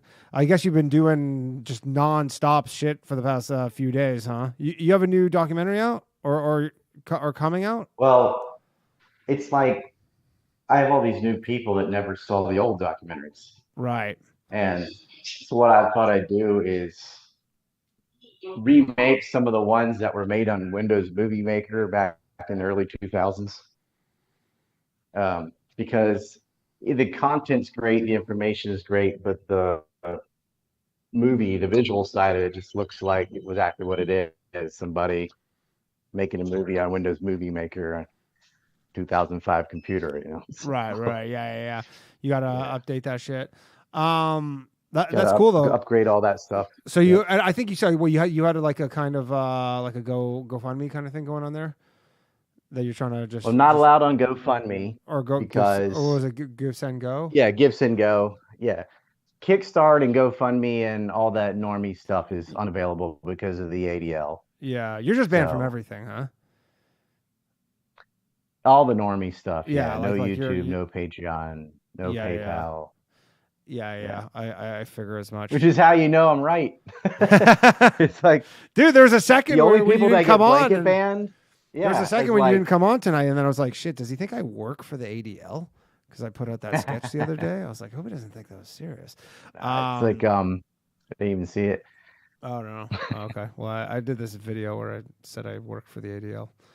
That went kind of viral. Anyways, cool. So thanks for coming on. I mean, there's so much I want to talk to you about. I'm sure you've been talking nonstop about 9/11 for the last however many years. That's kind of like, it's important, because no one knows anything about 9/11 because of all the charlatans, and then obviously television movie is just, but they just jump from one lie to the next. Yeah. And it's gotten to a point where the people that call themselves truthers or whatever, it's a cult. And it's like the official, unofficial story is worse and more ridiculous than the official story. Right. And what do you think, like the biggest, like the main lies about 9/11 that are kind of being purported are? Because I feel like there's new ones coming up. Like did you see that new documentary that just came out a couple days ago? The from that guy Graham McQueen. Do you know who he is? And again, I don't know. You might be like, this guy's one of the charlatans. I don't know him, but probably is. It started off with, because they're just grifting. It started off, the worst were Alex Jones and Loose Change. Yeah. Who were, airplane deniers, saying that missiles hit buildings and stuff, denied hijackers or said they're still alive, and pods and missing gold and all this bullshit. Then Richard Gage watches Loose Change, uses slides from Loose Change in his lectures and stuff, and then denies that he got it from Loose Change, but he basically rehashed Loose Change, and he titled an organization AE 9/11, but it's not actually architects and engineers. He just went around to anybody, browbeating them, and did a little questionnaire, and like anybody that said yes to, well, do you support an independent investigation? And most people are like, sure. He's like, okay, then you agree with us. Like, no, they don't agree with you. And he's a missile target. He's exactly the same as Loose Change, except two of the guys of the three that did that one, like, reneged and recanted and left. Yeah, Burmis is still out there selling more. Yeah, and I've had Burmis actually on the show before. He's come on before. Yeah, he's literally retarded. And then and the other one was a heroin addict and stuff. Those kids are so fucking stupid. And then it's okay to believe something if someone lied to you and go, oh wow, I don't think a plane could fit in an 18-foot hole or whatever. Yeah, obviously, but your premise is wrong because the hole's 90 feet across. The 18-foot hole is so that, because I've been watching, because that was like the obviously that you're talking about the plane that crashed into the Pentagon, right? Some people say there was no plane, but some people say even more. Some people say there's no plane. Some people say that there was a missile. They don't even explain what happened to the plane. It's like, well, everyone saw a plane go to the Pentagon. No one saw it fly away. Yeah, and lots of people saw it or heard it or saw the right immediate aftermath. There's pieces of the plane still in the building, and the people on the plane are in the building. Like, all the evidence matches the plane. They'll take a picture of the exit hole and act like that's the entrance hole, or they'll take select pictures where there's water spraying underneath the bottom, and they only show the hole in the second floor and act like, oh, it all had to go in there. Yeah, because I mean, there's a lot of like anecdotal, like not even. I guess there still would be theories, because a lot of people are like, there'll be some guy who says, there's nothing from the engine. Like, where's the engine? And then they go, because of that reason, therefore it could not have been a plane. What do you say about these people? It's like ad hoc hypotheses that you get from religious nuts. Yeah, it's like, well, they just keep making excuses indefinitely because they don't want to let it go. Mm-hmm. The Earth wasn't made in 6 days. Now you can stretch that to be a metaphor. Well, a day really means millions of years. Like, well, if you keep rationalizing at that point, it's unrecognizable from what it actually says. And it's a plane. And some people go, well, the landing gear and all that, maybe it was a global hawk or a drone or No, it's the DNA from the passengers is sitting at Walter Reed. They identified all the bodies. They had to get dental records and stuff in some cases, but they got everybody except for the baby.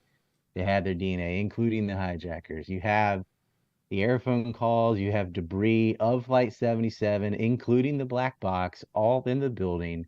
You do have a busted up engine, turbine, because I know there's like the tires. highway or whatever, like is all the Yeah. tower, the lights got knocked 395, over, right? Well, the light poles are designed to be knocked over.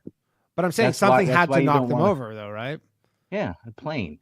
Yeah. It's like- yeah. A plane doesn't even have to hit a light pole to knock it down. If you hit a light pole from the top, even the wind from something going 400 miles an hour could probably do that. They blow over in regular storms sometimes Right. because And do they're you think designed to give way so you don't impale a car on one of them.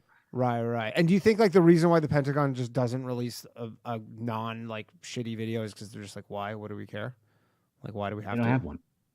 Why is there no video of it? Because the cameras in the Pentagon are in the Pentagon, and the cameras that are outside the Pentagon aren't filming some random wall. They're looking at the entranceway, people going in and out of the door. Yeah. They don't have a camera set up somewhere on the lawn pointed at a random wall behind the heliport of just bricks all day long, waiting for a plane to arrive. Right. And the cameras they do have aren't designed to catch something zipping across the parking lot at 400 or 500 miles an hour. They're there to design people walking in and out of the building. And what about that one this video? whole crap about the 85 cameras, the FBI went around and took them all. No, they didn't. That is based on an affidavit. That number comes from an affidavit about 9/11 in general, and almost the entirety of all those cameras were talking about the film of the planes hitting in New York. The Right. little 5 frames they have at the Pentagon is all that exists. But even that 5 frames, that's a hell of a long missile. It's as long as an airplane, but it doesn't rest on that. It's not like, oh, there's no other evidence and we have to guess based on these 5 frames. There's a fucking plane in the building with a plane-sized hole full of passengers that were on the plane. Yeah. And there's no motive for this switcheroo shit. Like, I hate wasting my time on this stuff. Like, this is why we lose. I'm talking about who did 9/11 and why, going back to the Saudi and Israeli governments and stuff, and you faggots are talking about thermite and missiles and stuff. It's like, this is why we're fucked. Well, I'm This not is why saying I we- believe this stuff. I'm just saying these are what I'm a lot not of you, people but do it's like- believe. Yeah. Well, fuck them, dude. They're not even, those people will never amount to anything. Like, if you get suckered into that, after someone shows, I understand getting lied to, but once someone shows you, oh, look, here's a giant fucking hole. Oh, you say there's no debris? Here's a bunch of photos of debris. And you know what they do? They start going, maybe they planted those there to make it look like a plane. Right. It's And then like, you go, oh, this yeah, is just, that- and you're just you getting. do- It's like you are so egotistical that you can't admit being wrong and change your mind when you get better evidence. Yeah.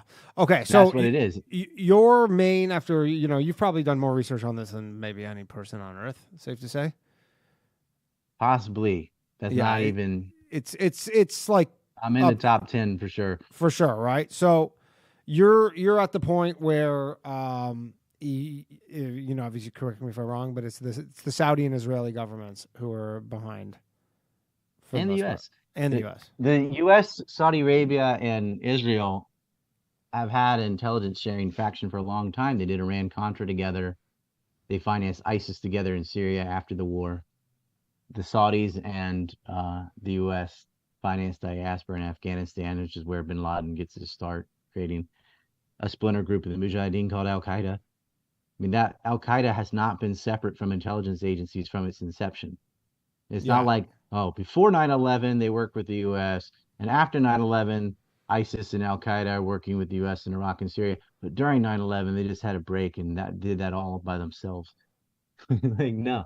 And this is what pisses me off about the Pentagon stuff, besides sounding retarded and turning 9/11 into a tar baby. One of the really damning pieces of evidence is Dick Cheney refused to shoot down Flight 77. And you have Norman Mineta's famous testimony. He's the transportation secretary. Yeah. saying, Someone just was young man, called 30 in about miles it. out, 20 miles out, blah, blah, blah. 30 miles out from what? And what are you're refusing to shoot down the plane?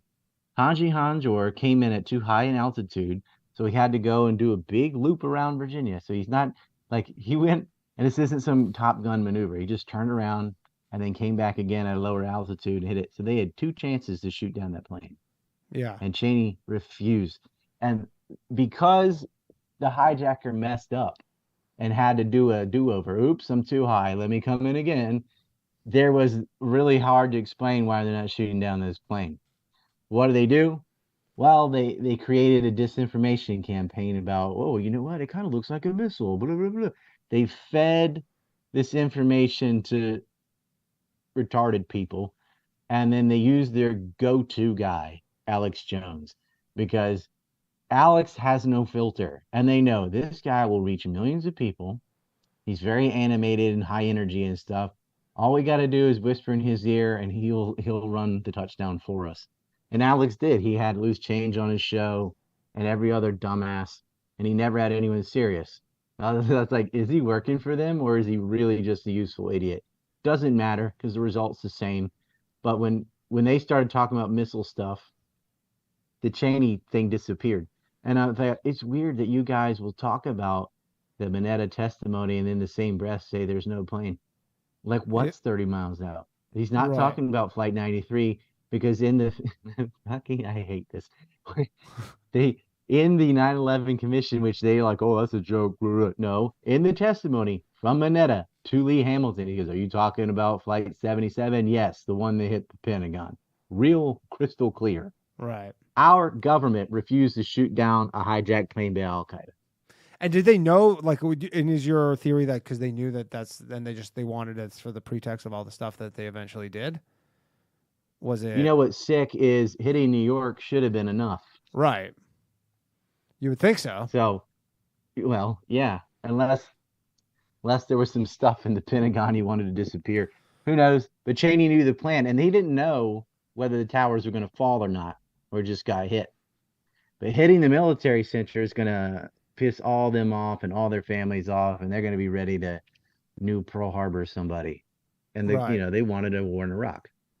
Yeah, and because they blamed it on Iraq. They said Saddam Hussein was working with Al Qaeda. They said that his senior Iraqi officials gave anthrax to Muhammad Atta. It wasn't true. And the origin of that was the Israelis. Yeah. And the note said, death to Israel, death to America. I'm like, oh, right, really? yeah, the anthrax thing.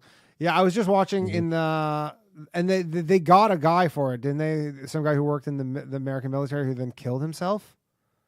They chased around this guy named Stephen Hatfield, who won a £6 million settlement, British sterling.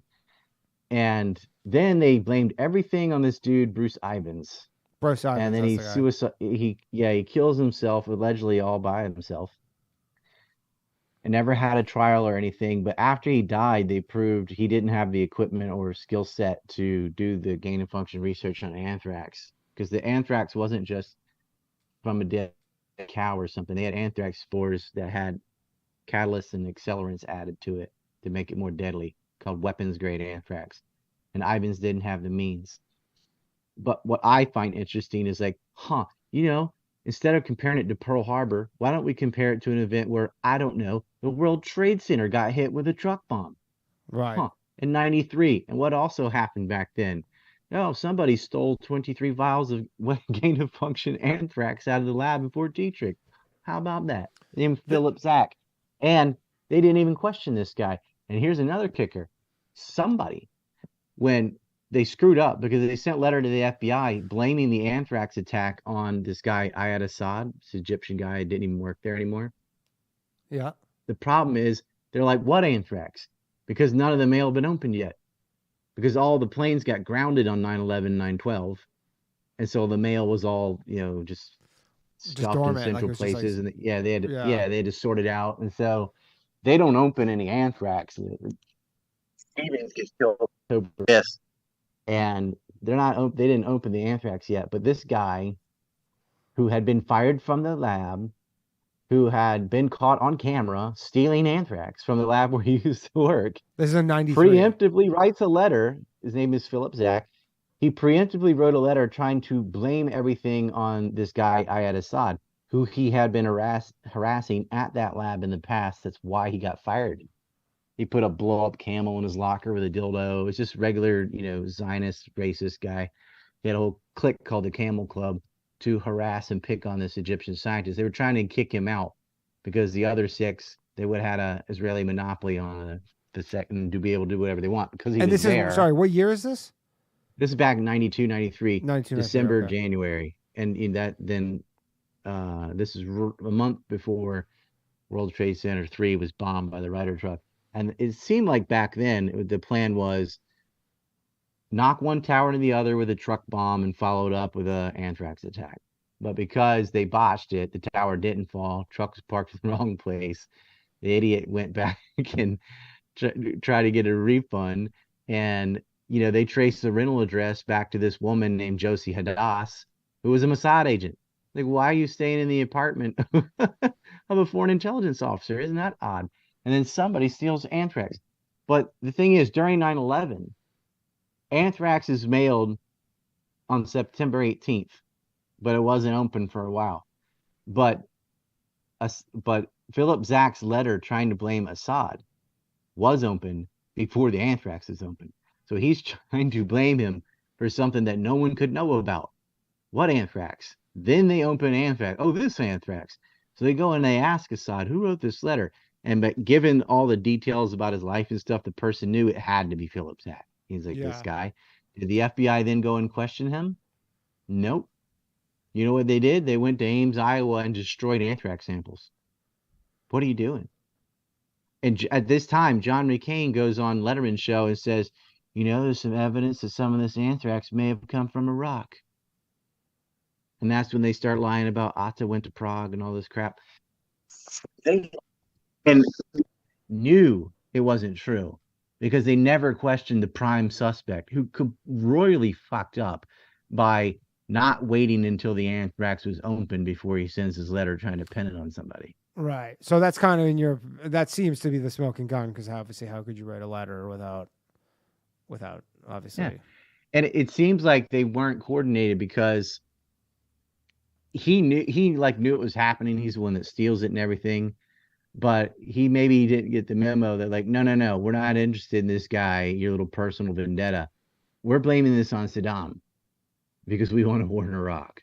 And that's what they went with, James Woolsey's story and all that. But the FBI just ignores this and just ignores, why isn't he in jail anyway for being on film, breaking in the lab where he used to work, doing illegal research, and then there's missing vials of anthrax. He ought to be in prison for that. And his little cohort, Dr. Ripley, ought to be in jail too. She's the one that unlocks the door and does the key card stuff for him. Right. They should both be in prison for that anyway. Nope. Why? And it's because it's blackmail. I mean, Israel's so embedded into our defense industry, especially in biowarfare, that it's like you got to leave them there or else. They have so many moles. Okay, we'll share all of this with Russia and whatever. That's actually what it is, where they're just they know that they should do something, but it wasn't more of a larger government conspiracy. They can't do anything, and also the blackmail rings are deep. I mean, Clinton was an Epstein client. Right. It just goes so deep.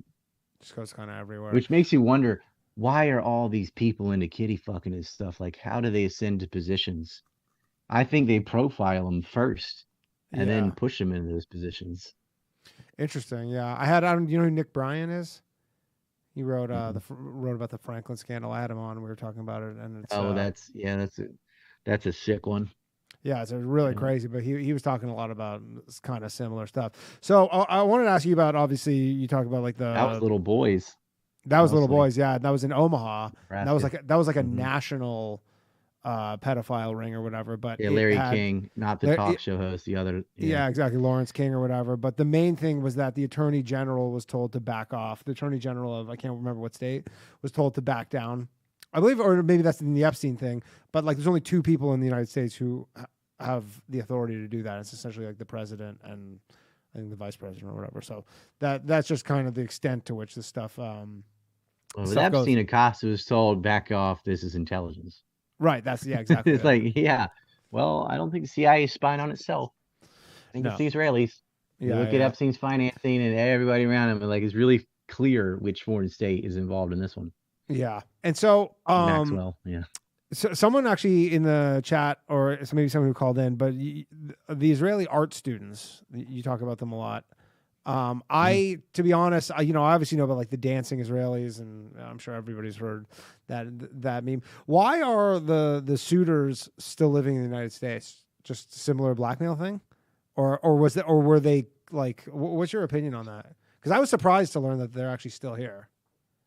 Because it doesn't matter. Like Dominic Suter and Ornette Livingston, they did flee to Israel, but they returned. And some of this is false reporting. Like, there's more than one person named Dominic Suter. Yeah. Some of they didn't even spell his name right. They added a C. There's no C in his name. And like, oh look, that's that guy from Urban Movie Systems. Like, no, it isn't. He's living in Florida. No, he isn't. It's just dumb reporting. Right. So you're saying that the current they left and live in Tel Aviv.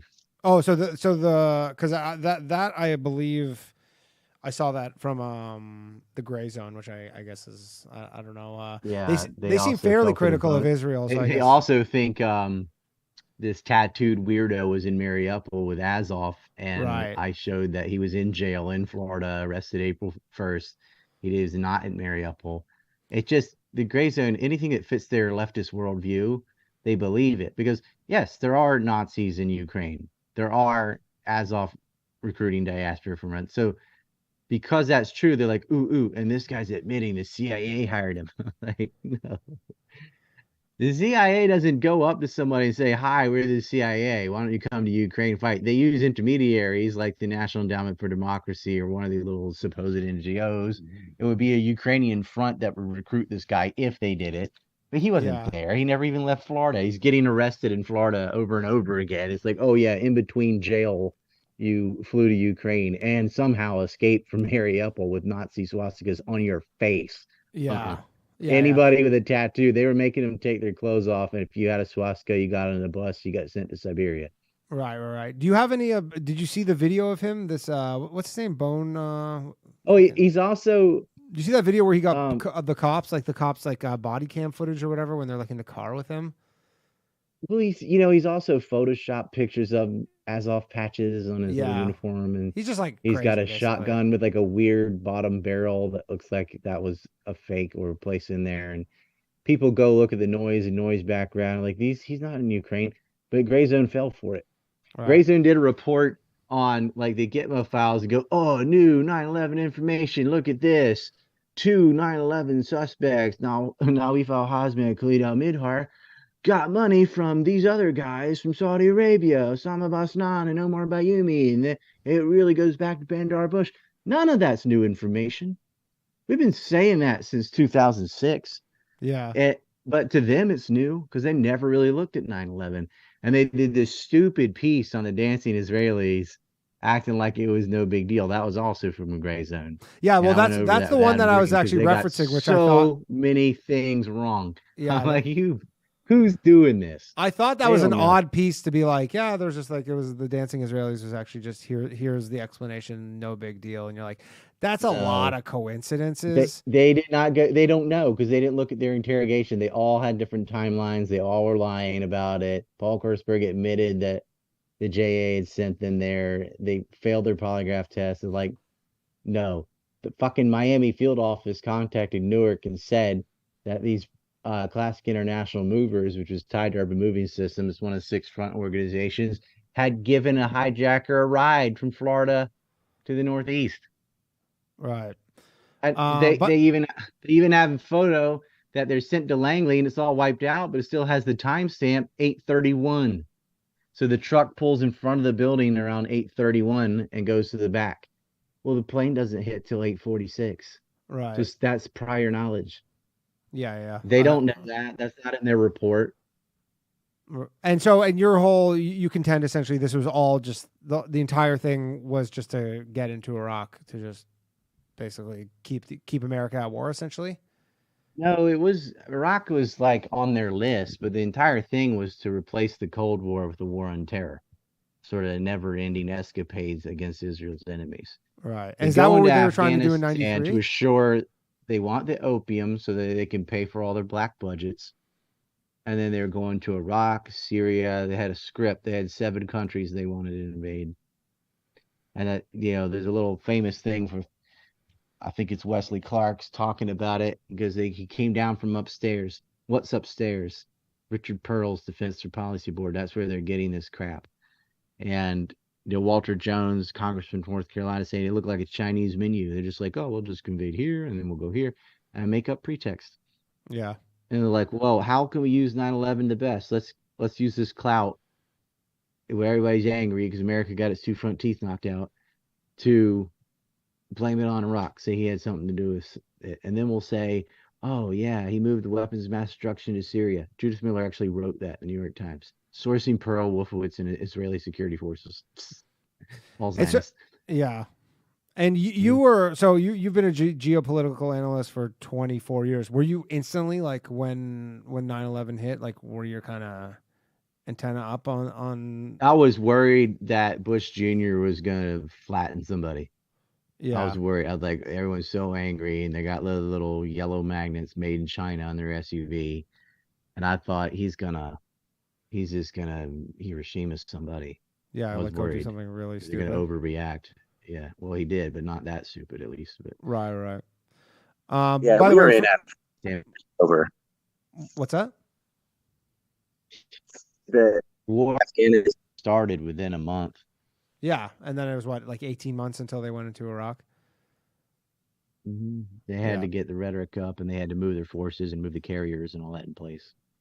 All right, 1 second. So just for whoever's watching, the phone lines, if you have any questions for Ryan, you can call in 1-888-949-2969. Do you ever do call-in shows? Do they ever get Rarely, because of where I live. I do want to say I like the gray zone in general. Good reports on Palestine and stuff, but sometimes they just get out of their comfort zone. Right. Yeah. Well, that's kind of Max Blumenthal was like anti-Bashir al-Assad for months, and then suddenly he got red pilled on Syria, and he's been good ever since. But I don't know, they're leftists, man. They don't think. They just look around, see where the tide's going, and join it. Yeah, but they're pretty good. That's I guess why I brought them up, because they're pretty critical of Israel generally. So then for them to for them to be doing this, but then again they just arrived to like. It was kind of a whole. Nothing wrong with being critical of Israel or neo-Nazis, but you have to be specific. Yeah. Not every evil thing is them. Like sometimes you just have some asshole in Florida trying to act like he was an asshole. Yeah, dude, just he trying wasn't. to He was some loser. All right, we got a call. Just so you know, I'm gonna pick it up. There'll be a few seconds where you can't hear anything. Don't worry about that. It's just normal. 1 second, please. Hello, thanks for calling. Low value mail. Who am I speaking with?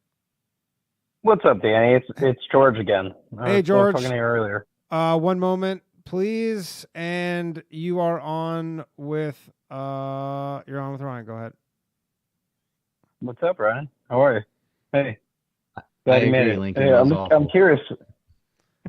Hey, I'm just curious. Wait, you said what? When anyone new says anything, I go, I agree. Lincoln was an asshole. Oh, yeah. I had a few people he wanted to know your thought about Lincoln. There was a few messages about that, actually. No, go actually, that was one of my questions, actually. Oh, is it? It was like, why?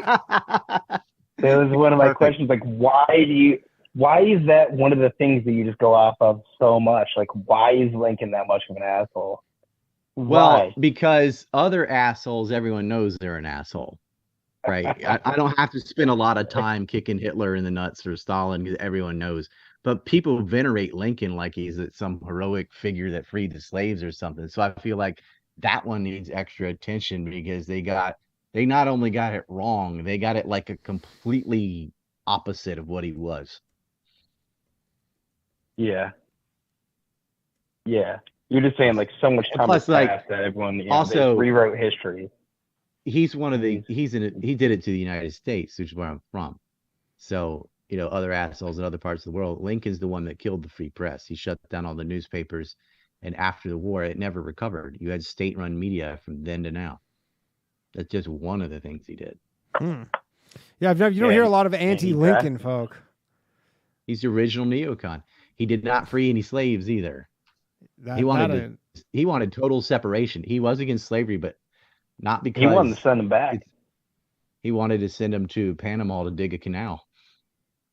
He wanted to send them fucking back. He didn't want them over at all. Well, it was too expensive to place them in Africa, so he was putting them. He did send 500 to Haiti out of D.C., and he was shipping them to the Caribbean and shipping them to South America. He's like, well, we can't live with them, obviously. So what are we going to do with all these people?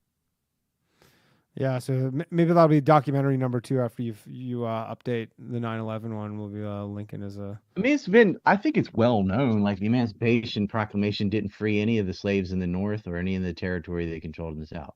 Yeah. And people don't even know basics. Like, yes, the North also had slaves. Kentucky, Delaware, Maryland, D.C., Missouri, New Jersey, all had slaves. The California had it, illegal on paper and not in reality. There were not a lot of territories, all had slaves. And they continued with Chinese slaves to build a railroad after the war. They weren't fighting to end slavery. They had slaves themselves. Grant had slaves, and he's on the $50 bill. He's the main commander of the Union Army, and he personally had slaves. They weren't fighting to end slavery. They're fighting to preserve the Union because they needed the revenue from the South. And the South's fighting because they got attacked. Right. Anything else, caller? I mean, yeah. I think the soldiers owned slaves.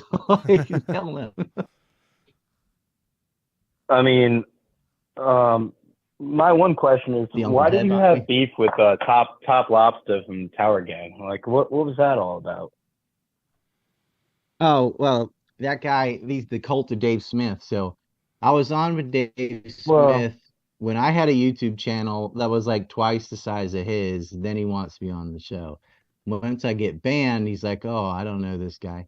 And you really find out who your friends are, because when they can no longer grift on me, then it's like, I don't know who you are. I don't want to. And I'm like, Smith, why don't you say that? He goes on Rogan. He's like, tell them to talk to either myself or Scott Horton about these war issues and stuff.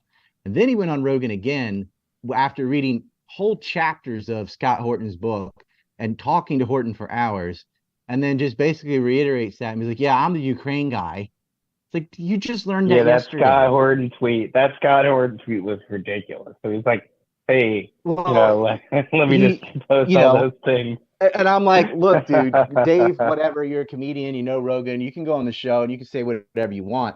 Yeah, but if you're going to Whitney Web somebody and just steal all their shit and not give them credit, that's just lower than dog shit. Yeah, you should have said, I learned all that. He could have done it. He could have said, but you know who you really need to get on is Scott Horton. That's where I learned this stuff. Well, he should have said he learned it. No, he should have done that. I feel like Dave Smith kind of felt bad about it, but then like couldn't really do much about it. No, he doesn't. Like, shit. He doesn't. He's a Yankee. He doesn't care. He's a grifter. Yeah. And it's the same crap. I'm like, Dave, I can come on and talk about I didn't mention Dave Smith. I was just saying, like, what's your beef? I'm just telling you, Top Lobster's problem was, he said, you think you can get Sneeko on Tower Gang or something? And I said, yeah, right. And you said, not. Why would I? Like, you see me cuddling. Yeah. I'm like, when you all guys, you all ganged up on me when I went after the saint of Dave Smith. And the only reason I let it go is because Reed Coverdale said, as a favor, can you just let him, whatever? I was like, okay, because I like Reed. He's my friend. I dropped it. But I regret it because I'm like, no, I should have gone full on way back then.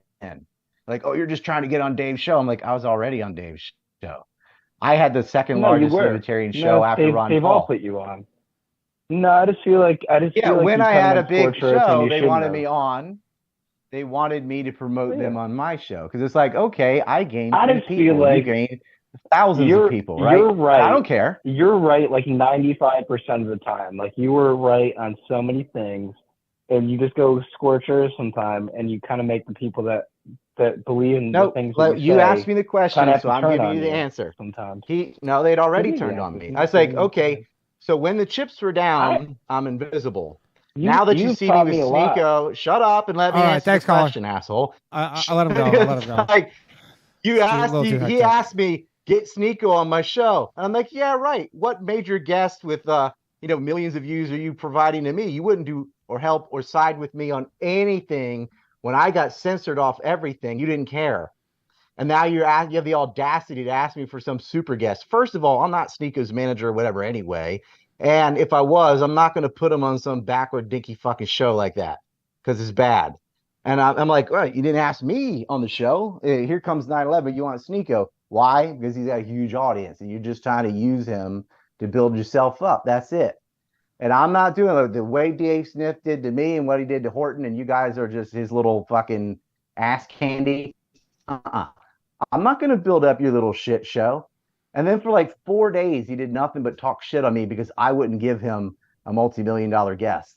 I'm like, yeah, why would I do that? Why am I going to help the people who refuse to help anybody else? They only want people on to increase their presence. They're just clout chasing dickheads. And I'm like, I would go on your show when I knew you didn't have an audience or anything, and I promoted all you cocksuckers. And I promoted you on a fairly large YouTube. But once I got censored, no one did the same for me, except for Reed and Jackman.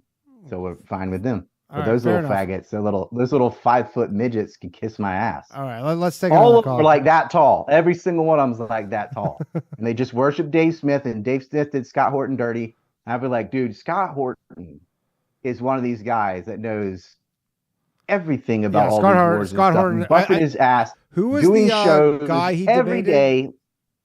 day. He William Crystal. Yeah. Oh man, that was Yeah, incredible. Yeah. That guy was And like Dave so should have done out that. of his They've element. been friends forever, and it's like, can you imagine what would happen if Scott Horton got on Joe Rogan? That would change the world. Yeah. But instead, you have somebody trying to relay 1/10 of the information on his own, and that just shouldn't have been the way. And it's like multiple times.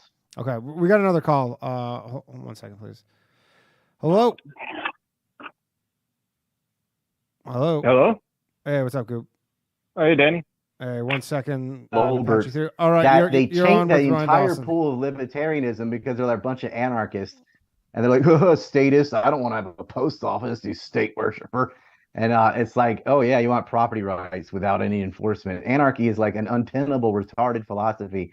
And they turn everybody away because people were very willing and very attracted to that Ron Paul, Daniel McAdams style libertarianism, that Jeffersonian John Locke philosophy, which is solid because it got Adam Kokesh and Dave Smith, two Jewish anarchists that subverted it and turned it into a live action role play with a couple of midget retards that just run around, hail, praise Saint Smith, talking about anarchy, loses a debate to Nick Fuentes, a white separatist. Like, that's just embarrassing. Okay, we got a call here. And I kept my mouth shut the whole time because Reed asked me to, until that little turd had the audacity to ask me to put fucking Sneeko on his show. All right. This is not the podcast drama show. Okay, I appreciate it. All right, Ryan. If you have some dick ask me a question like that. Yeah. Sorry about that. No call screeners here. It's called low value mail, not high value mail. But anyways, Goob, go ahead. So, I think the audience has got it pretty clearly that everyone's a retarded faggot. But we just want to know about the conspiracies. That's all we. Yeah. Well, you're not going to learn. We just want to know about the conspiracies. Go ahead, Goob. Which conspiracy? You got a question?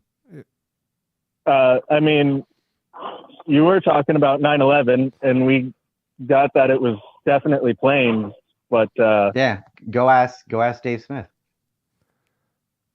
You know, any conspiracy you like. We just want to hear about conspiracies. That's all. I was telling you that Al Qaeda has never been separate from intelligence agencies. I was telling you that it wasn't new information that the Saudis gave money and logistics support to hijackers. I was telling you that the Israelis had front companies and gave a ride to Al-Omari. I was giving you the conspiracy. All you want to hear about is controlled demolition. Let's be honest. I mean, no, I think people, that's all they do hear about. And I think people want to hear about the alternative to that. First of all, you had people caught who went to jail who were doing illegal work in the World Trade Centers who had sabotaged the fire prevention systems, which maximized the damage done by the fires. And Khalid Odala, Sakir Hamad, Mohammed Fairs, we have their names, we have their mugshots, and the 9/11 kook movement doesn't know about this. They're in there looking for nanothermite or DEW weapons or whatever they're on to next, mini nukes or something. Right. And what year was that they caught those people? Was that the first attack or the second No, they one? didn't catch them until that was 2002. They got them a few months later. There was a sting operation in Tennessee where a woman that worked at the Department of Motor Vehicles, her name was Catherine Smith, had been giving out IDs, fake IDs, well, real IDs to people who didn't deserve them. And Tennessee didn't need a social security number at that time. I believe you do now after this. But serendipitously, they did a sting operation, not knowing that this was going to be attached to 9/11 at all. One of these morons in the parking lot, the 6 guys got arrested, had on his person in his wallet a pass to do work in the World Trade Center dated September 5th. So 6 days before 9/11, they were in there. And it was for a company that had falsified credentials for fire suppression. So they got references, letters of reference that they just made up so that they could pretend to be a heating and plumbing company that could fix sprinklers for fire suppression when they did not really have the credentials. And it also turned out that Sergei Denko, the owner of the company, there wasn't really a company. It was just a residential address in New York. And so they all got arrested. And they're like, well, if it's not a real fire suppression company and you're not even allowed to hire these people to get in the World Trade Center anyway, because the Port Authority is supposed to be in charge of that, the only way in is if a tenant within the building had requested it. And there was a tenant in the building, Zim Shipping, who left the building. There were other tenants, but who all hired them doesn't matter. It wasn't a real plumbing company, and they got caught, and one of them had driven a truck from New York to Tennessee on the day of 9/11. They had access to the towers, and they weren't working to fix the sprinklers. They were working to break the sprinklers. And because that water didn't go is why the fire was able to topple the tower. And people go, oh, no way, fire can take down. Blah, blah, blah, blah. Yes, it can. Interesting. So now, there is evidence what were they of charged truck with? bombs in addition to that. They were charged with the fake ID scam, and they got thrown in jail. And here's another interesting twist. While they're in police custody, except for Khalid Odala, he gets a $250,000 bail. That's a lot of money for a truck driver. Yeah. Somebody in Israel that gets this guy from Jerusalem out. But the underlings just go to prison. While they're in police custody and the other guys fled to Israel, the main witness in the case, Catherine Smith, dies in a car accident where she set herself on fire, allegedly all by herself. She's in a car, by the way, that Khalid Odala had gifted her. Wow. He bribed her by giving her a car. That's how he was getting these licenses, or one of the ways. And she was burned so badly her arms fell off. Typically, when women commit suicide, it's not by setting themselves on fire. Generally, nobody does that. Yeah, exactly. But especially women usually take sleeping pills or something. They don't stab themselves or hang themselves, and definitely don't burn themselves inside a car while the car was like moving and it barely tapped a light pole. And so it wasn't like the car hit something and exploded. There was an accelerant in the car. And Susan Nass, the FBI agent, found gasoline traces in her clothing. She could have dumped gas all over herself and then let herself on fire, but there's no like gas can or anything. So what'd she do?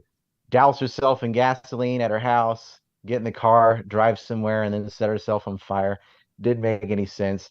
Somebody murdered her because they couldn't have her talking about the other guys that were in jail. Right.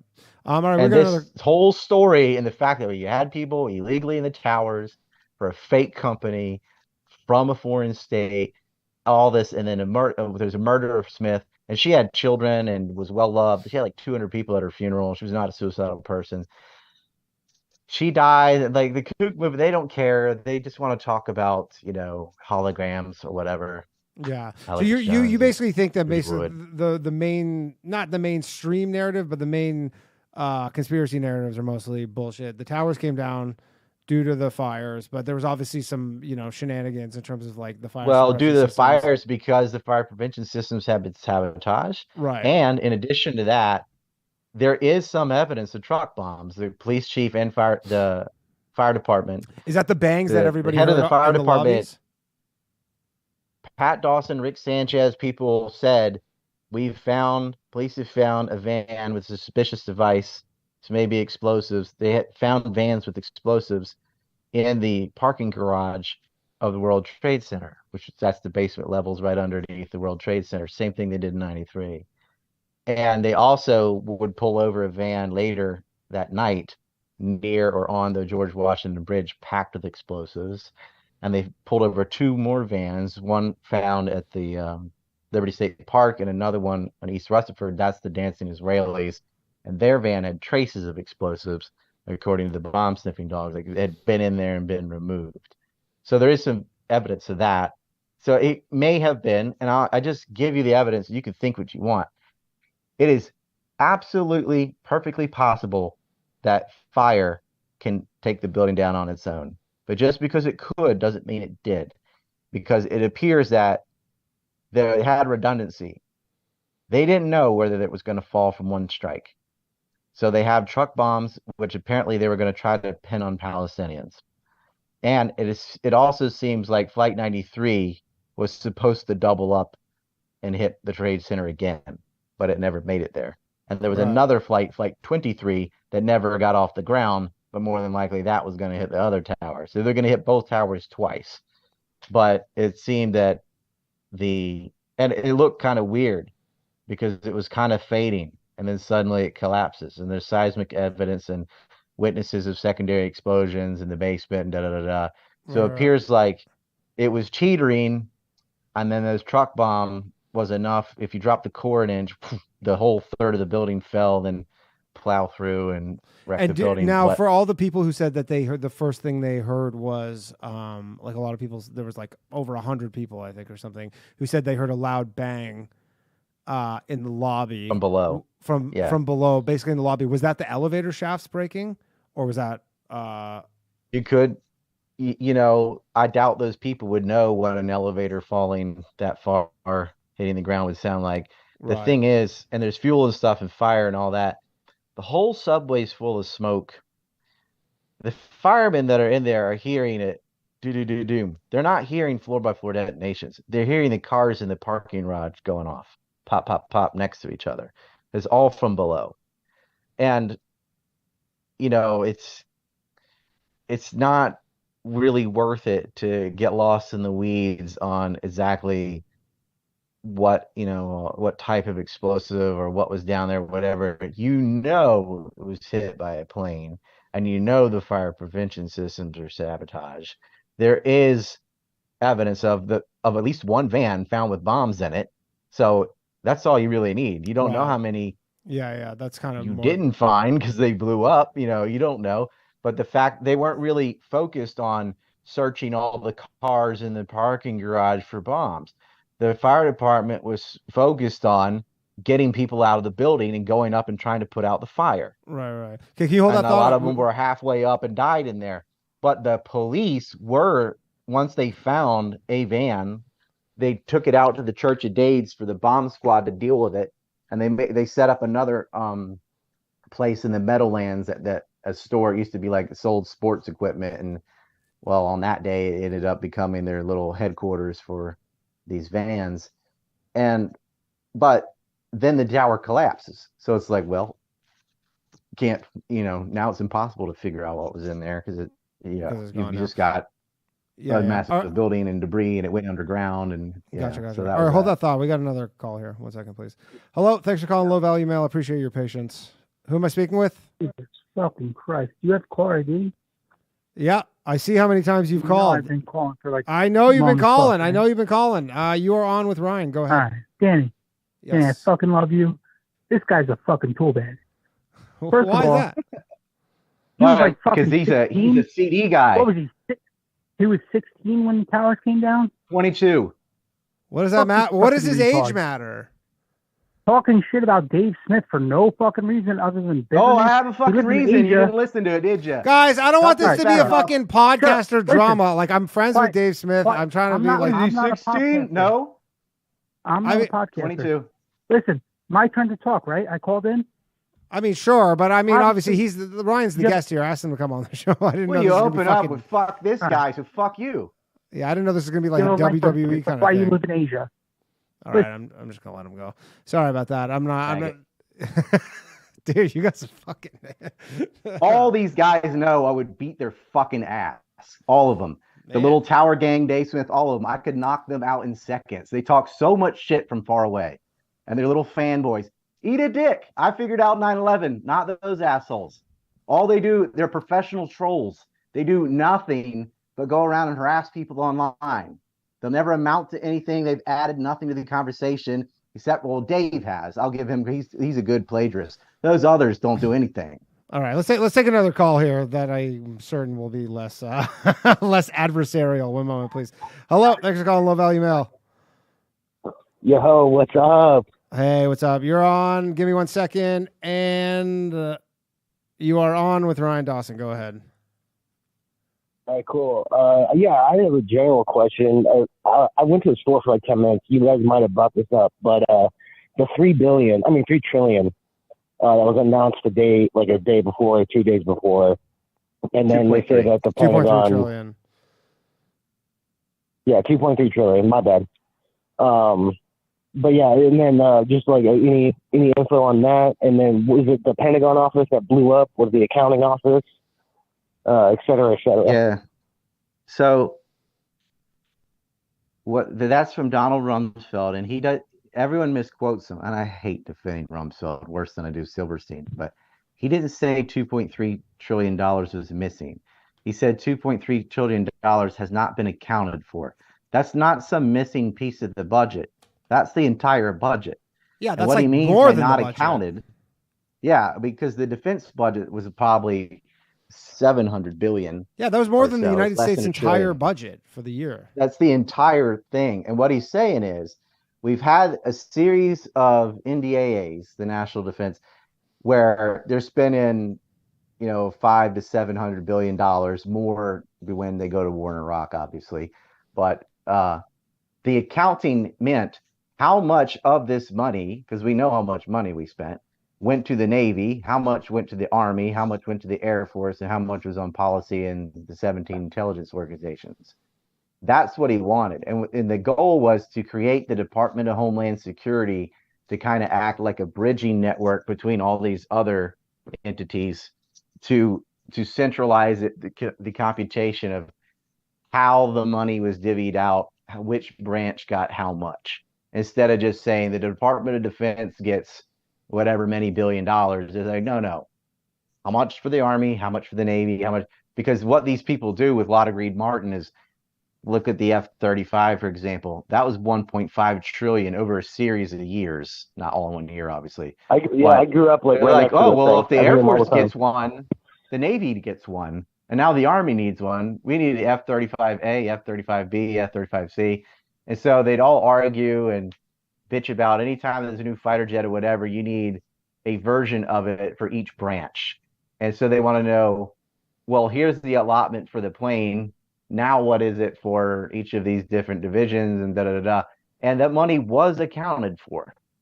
And they still were missing money at the end, but you're talking about single-digit billion, not yeah. I feel like that was a bit of just like a misnomer because you see that brought up a lot, the 2.3 trillion. And it's just, and the naval office is what got hit. Like he was basically saying our accounting systems are all siloed, so like we don't know what's going on with all these other ones when he was talking about like literal accounting, not. Well, they asked him about it, and he said what I just said. He's like, no, unaccounted doesn't mean like, oh, you can't. No, not even Victoria Nuland could go, oops, 2 trillion is gone. Yeah, that's insane. That's the entire United States budget, like at that year or something crazy like that. Anything else, caller? No, thanks for having me on, guys. Have a good night. Thanks, you too. It's a good question, though, because it's a common thing. Like, ooh, they're missing money, and then they blew up the ability to trace it. Right. Because and the fact that it was on the 10th, right, that he gave this press conference. The accounting office was in Building 7. The ONI office in the Pentagon, a lot of it had actually been moved to other parts because they were renovating that part of the Pentagon. So it was actually the best place to hit to do the least amount of damage. Right. But Jeff Prager wrote this book about this slush fund, and this is the missing money and gold, da-da-da. Loose Change talked about giant Fort Knox type gold vaults in the basement or something. It's not true. What about Larry Silverstein? Because obviously that comes up a lot. They're like, why do you get insurance for terrorism? I don't know, because terrorists attacked the World Trade Center in 1993. Why wouldn't you? Yeah, of course. But it's weird because he's on the phone with Netanyahu all the time. He just didn't happen to go to work that day. Is it true his family, none of his family went to work that day? Well, I mean, I can't imagine his family's billionaires. working. I mean, exactly. Like they don't. Yeah, they own stuff. They don't. What are you going to office and do what? You own the building. He did try to collect double insurance to say, well, it was 2 attacks, but they told him no. You did get a payout for insurance, but not for 2 separate attacks. Well, why not attempt it? I mean, look, he's a greedy billionaire New Yorker that, of course, he's going to act like that. But they told him no. But what happens is the guy's a piece of shit. But Alex Jones clipped this piece from an interview with Silverstein saying, we decided to pull it. And he's like, oh, pull it's an industry term for controlled demolition, but they didn't have time to do that. So they must have had that set up before 9/11. It's an inside job. Da, da, da, da, da. Wasn't it a firefighter? If you listen, all you have to do is listen to the whole thing instead of what Alex Jones cherry picked. He said there had already been so much life lost already, meaning all the firemen who died in World Trade Center 1 and 2, that we made the decision to pull. And we pulled out and watched the building burn. The pull meant pull the operation. We're not going to fight this fire because when we were fighting the other fires, the buildings fell down and killed us. And a lot of people thought Building 7 might fall. And when it did fall, none of them were surprised. The firemen are on tape saying that one's next. Yeah. Because what Alex Jones does is he shows you pockets of fire on the 22nd floor at 9-something in the morning, ignoring the fact, even though it wasn't hit by a plane, it was hit by another building. But he doesn't show you the south side of the building or the missing southwest corner. Every single floor was on fire by 5 in the afternoon. And that's what fires do. They take down buildings. You're like, what? It fell straight down. What would you like it to do? Fall over like a tree or something? That doesn't happen. It fell. And wasn't there some sort of issue with the water? With the access gravity to the water? pulls down, not diagonally. I mean, it goes down. Now, that doesn't mean there weren't also truck bombs in Building 7. I mean, you had them in the other 2, so it's reasonable. Even without evidence, it's reasonable speculation to think, well, there could be something down there. But irrespective, you don't have to blow it up. If you let it burn, it's guaranteed to fall. If you decide, yeah, I don't want to risk your lives or any more firemen, screw this building, and you watch it burn, the inevitable consequence is it'll burn and burn until it falls. Yeah, especially if there's no attempt to put it out.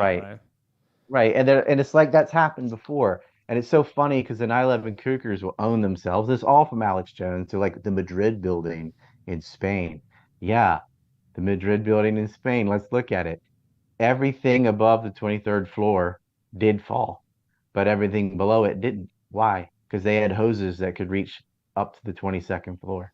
Right. And I guess the truck bombs the steel building did collapse. It also happened in Iran with the Plasco building.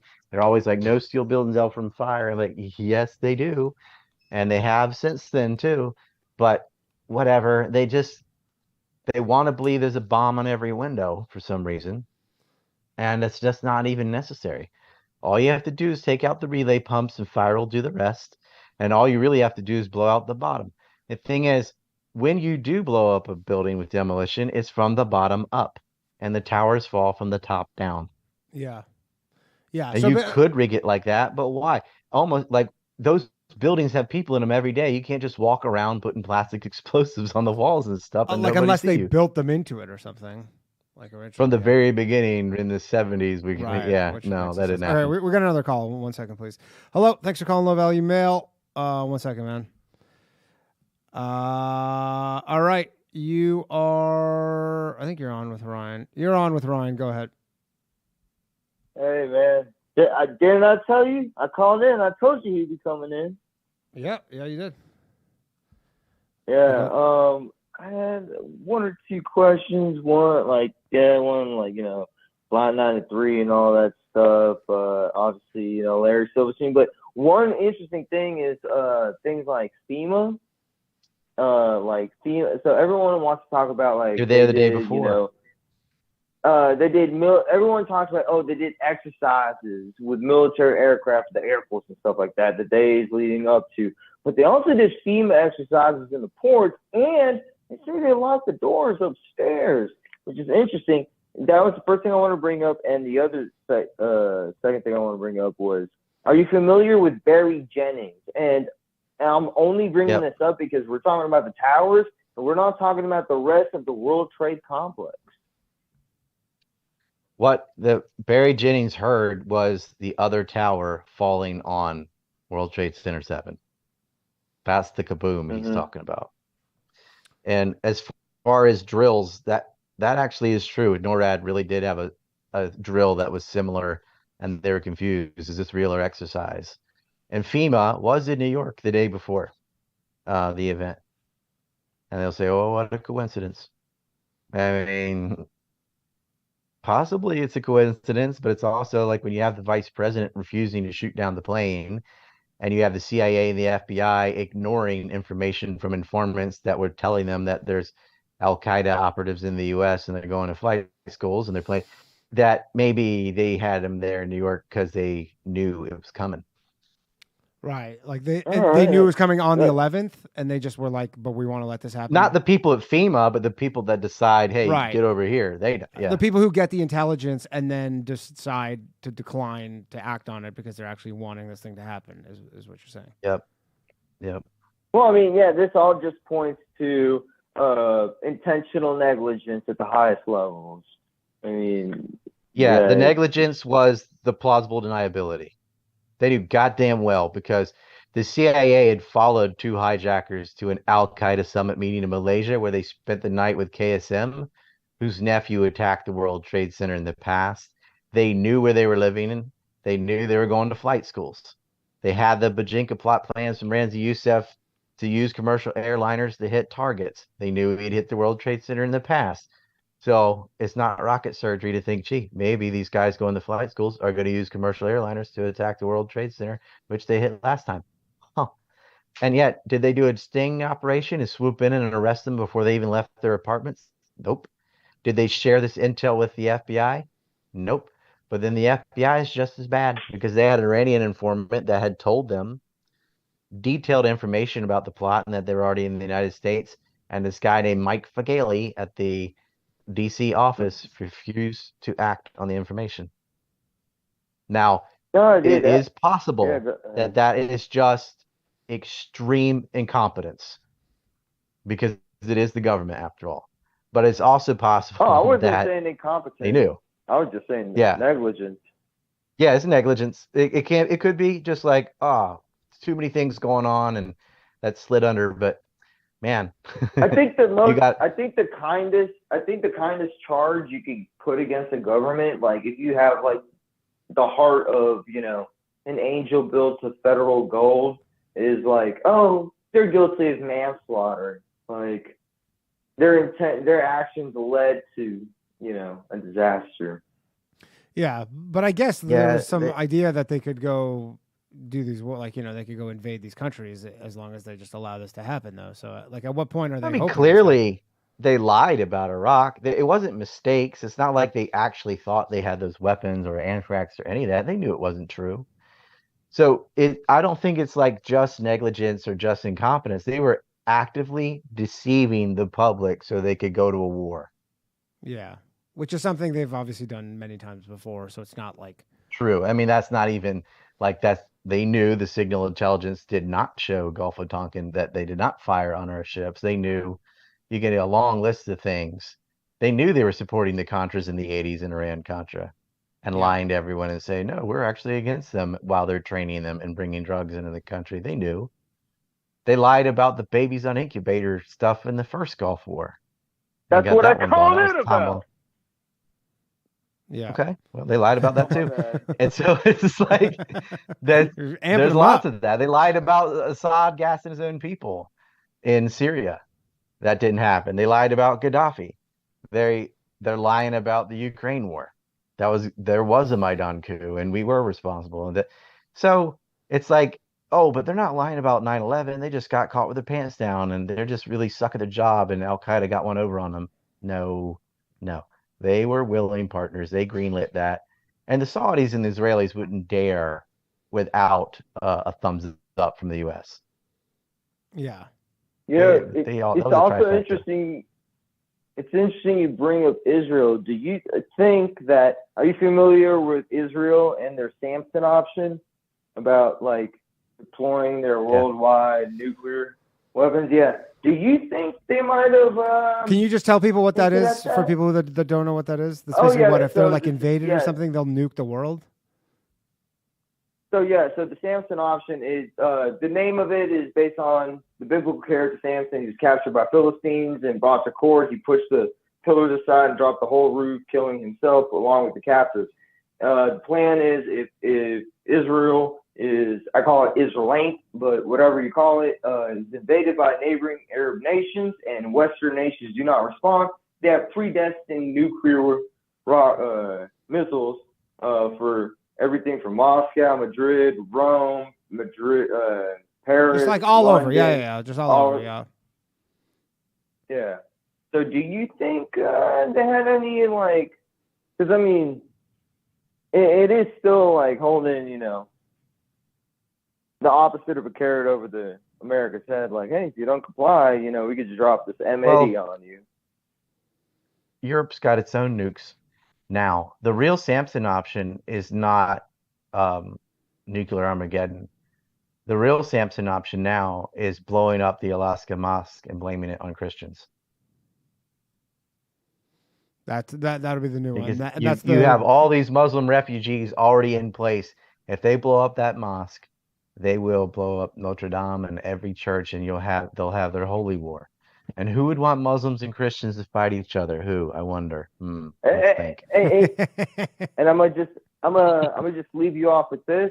That thing you said, it kind of reminds me, like, I always felt like, I'm an immigrant to this nation. I always felt like the federal government, there is gonna be a federally, nationally instigated race war. I'm joking.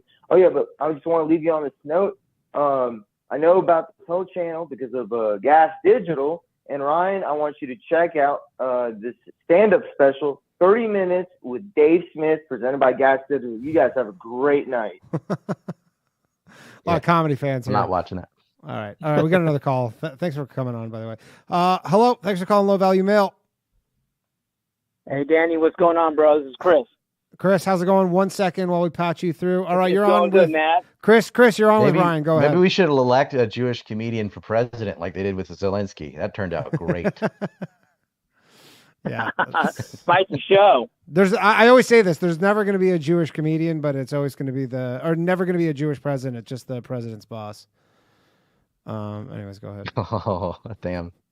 Okay, Kanye. All right, go ahead. Hey, what's going on, Ryan? What's up?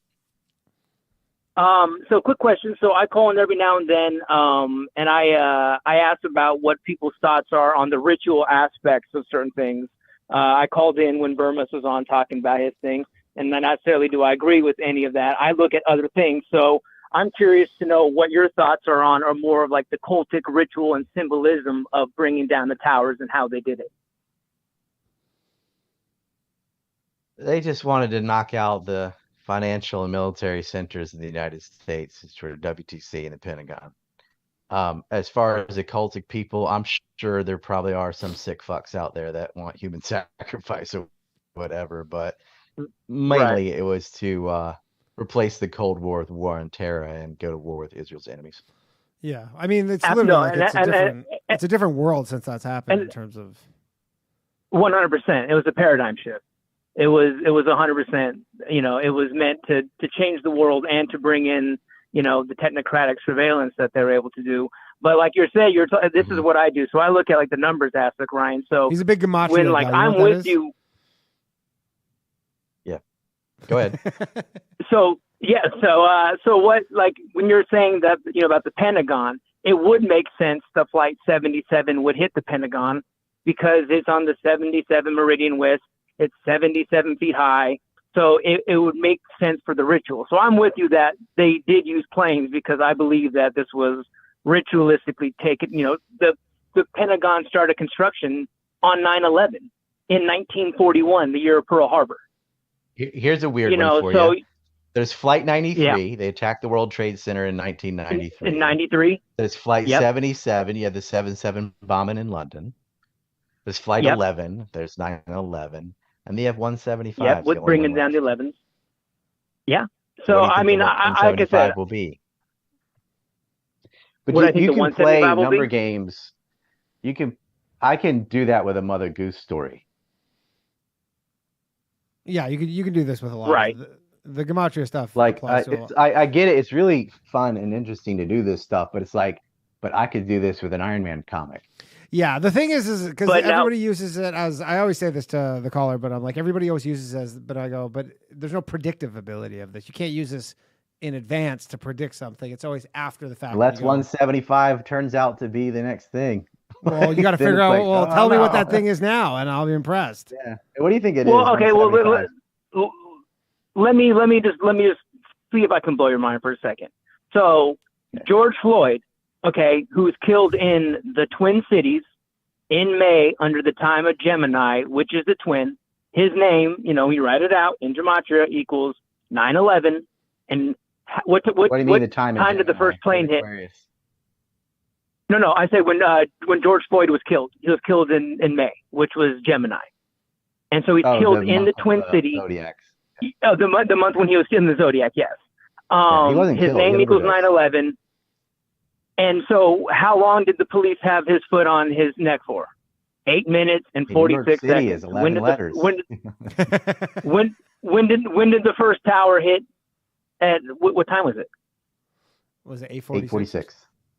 Yep. It was 8:46, and that was the exact amount of time that George Floyd had. I'm putting in quotations that it was 8:40.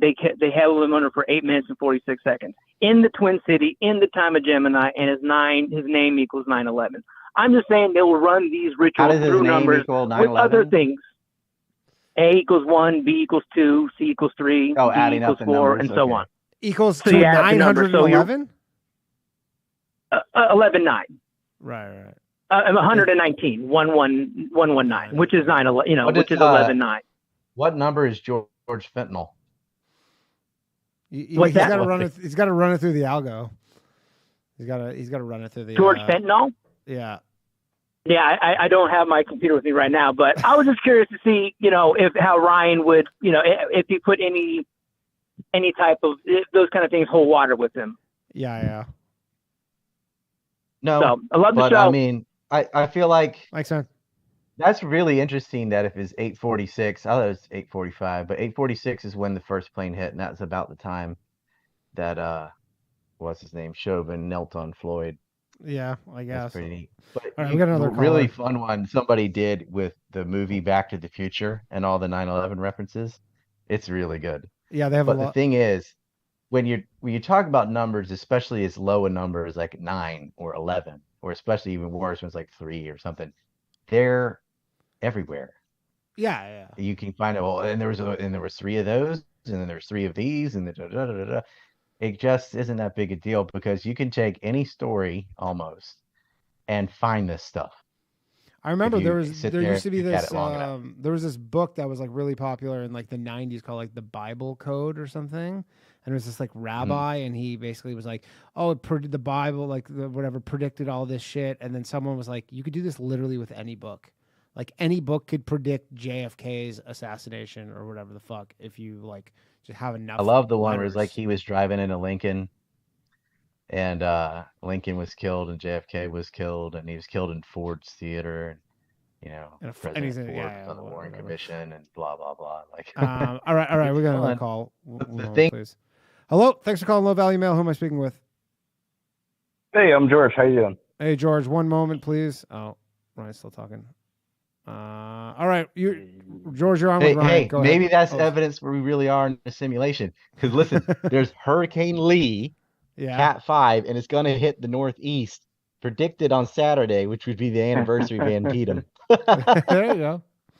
My you want to know this? My producer for my other podcast, Ryan, my producer for my other podcast is the great grandson of Robert E. Lee. Oh, that's awesome. Wait. I went to school with him, or his brother. Who? Johnny Glover? No, his name is Robert E. Lee. He went to VES. No, he's Virginia Johnny Glover, but it's like in the family tree. It says like great grandfather or whatever. somewhere, whatever it is. Anyways, caller, you're on with Ryan Dawson. Go ahead.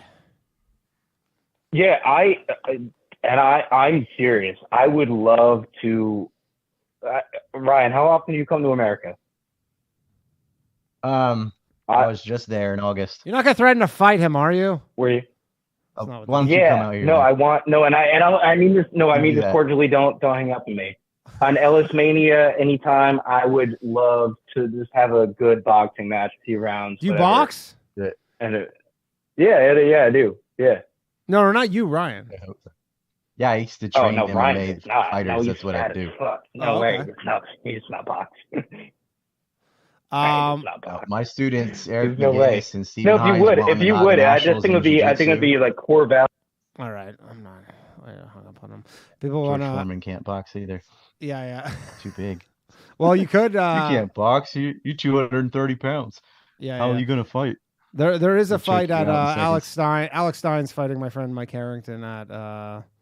I love Alex Stein, man. He's hilarious.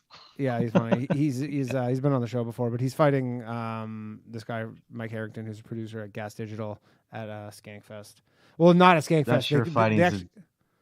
I hope he trains. Yeah. They were supposed to be in a couple weeks, but Las Vegas is like so strict with all this shit. They wouldn't even let them have like a joke boxing kind of thing. They're just like won't allow it. Well, it's dangerous. Yeah, for sure. Yeah, I mean they did it last year. Last year they were doing it where like there's just 10 people in a ring and everybody's just like punching the shit out of each other, and it was part of this like comedy festival thing. But have you seen the one where it's like a wrestling mat and they're playing basketball, but you're allowed to tackle people and stuff? Yeah, it's crazy. They keep introducing all these new versions of all these things. Anyways, we're gonna wrap the show up pretty shortly. I appreciate you coming on. I definitely do. All right, we got another call, and then we're gonna wrap this up in a little bit. But thank you again, Ryan. Hello, thanks for calling Low Value Mail. Who am I speaking with? Hey, Jennings, Format. How you doing? Hey, what's up, Format? Hey, 1 second. All right, you are on with Ryan. Go ahead. Hey, Ryan. So I hear you have a good number of contrarian takes to, as opposed to what everyone else says about the 9/11 conspiracies. I was wondering, do you have like a documentary or some kind of, do you have like a list of the kinds of shit you disagree with regarding 9/11, with others? Because I like to stay pretty accurate with my conspiracy theories. So if you got some kind of documentary or a list, playlist or whatever. I have a documentary on what happened. Yeah. I don't spend any time just saying it wasn't holograms and stuff, because I think that ought to be common sense. But I have just a write-up called 9/11 Truth for Grown-Ups that goes over all the stupid stuff and why people should quit saying it. But as far as the movies I made, I didn't spend any time arguing with donkeys. I just said what happened and here's the evidence. And there's one called War by Deception and another one called The Empire Unmasked. But as far there's on my website, I have a thing called 9/11 Truth for Grown-Ups. These people are like, there's no way aluminum can go through steel. And then I show them a video of a pumpkin going through a van if you shoot it fast enough. It's just, it's endless, because it's like spending the time saying all the things that didn't happen will go on forever. Yeah. And there's always someone will always, like, if people are generally with a lot of stuff. It gets dumber and dumber every year. Yeah. Do weapons, holograms, mini nukes, all this. I've never even heard of the hologram. What are people saying holograms? That's they think the planes are. They think it's fake. It's like they think it was CGI or something. Where can we find that documentary? I just put a 49-minute clip on my Twitter. Is that Rye Liberty? You can watch it right there, and then Rockfin has the ROKFIN. They have the documentaries on there. And it used to be on YouTube, but it's been erased from. Yeah, it's been. You're pretty scrubbed on YouTube. It's pretty crazy. Like, if I've been pretty much. Yeah, I had 15 years worth of stuff erased. I got kicked off Vimeo too, and I wasn't allowed on Twitter till this year. It's too large to put on Twitter. Twitter's only 180 minutes or whatever.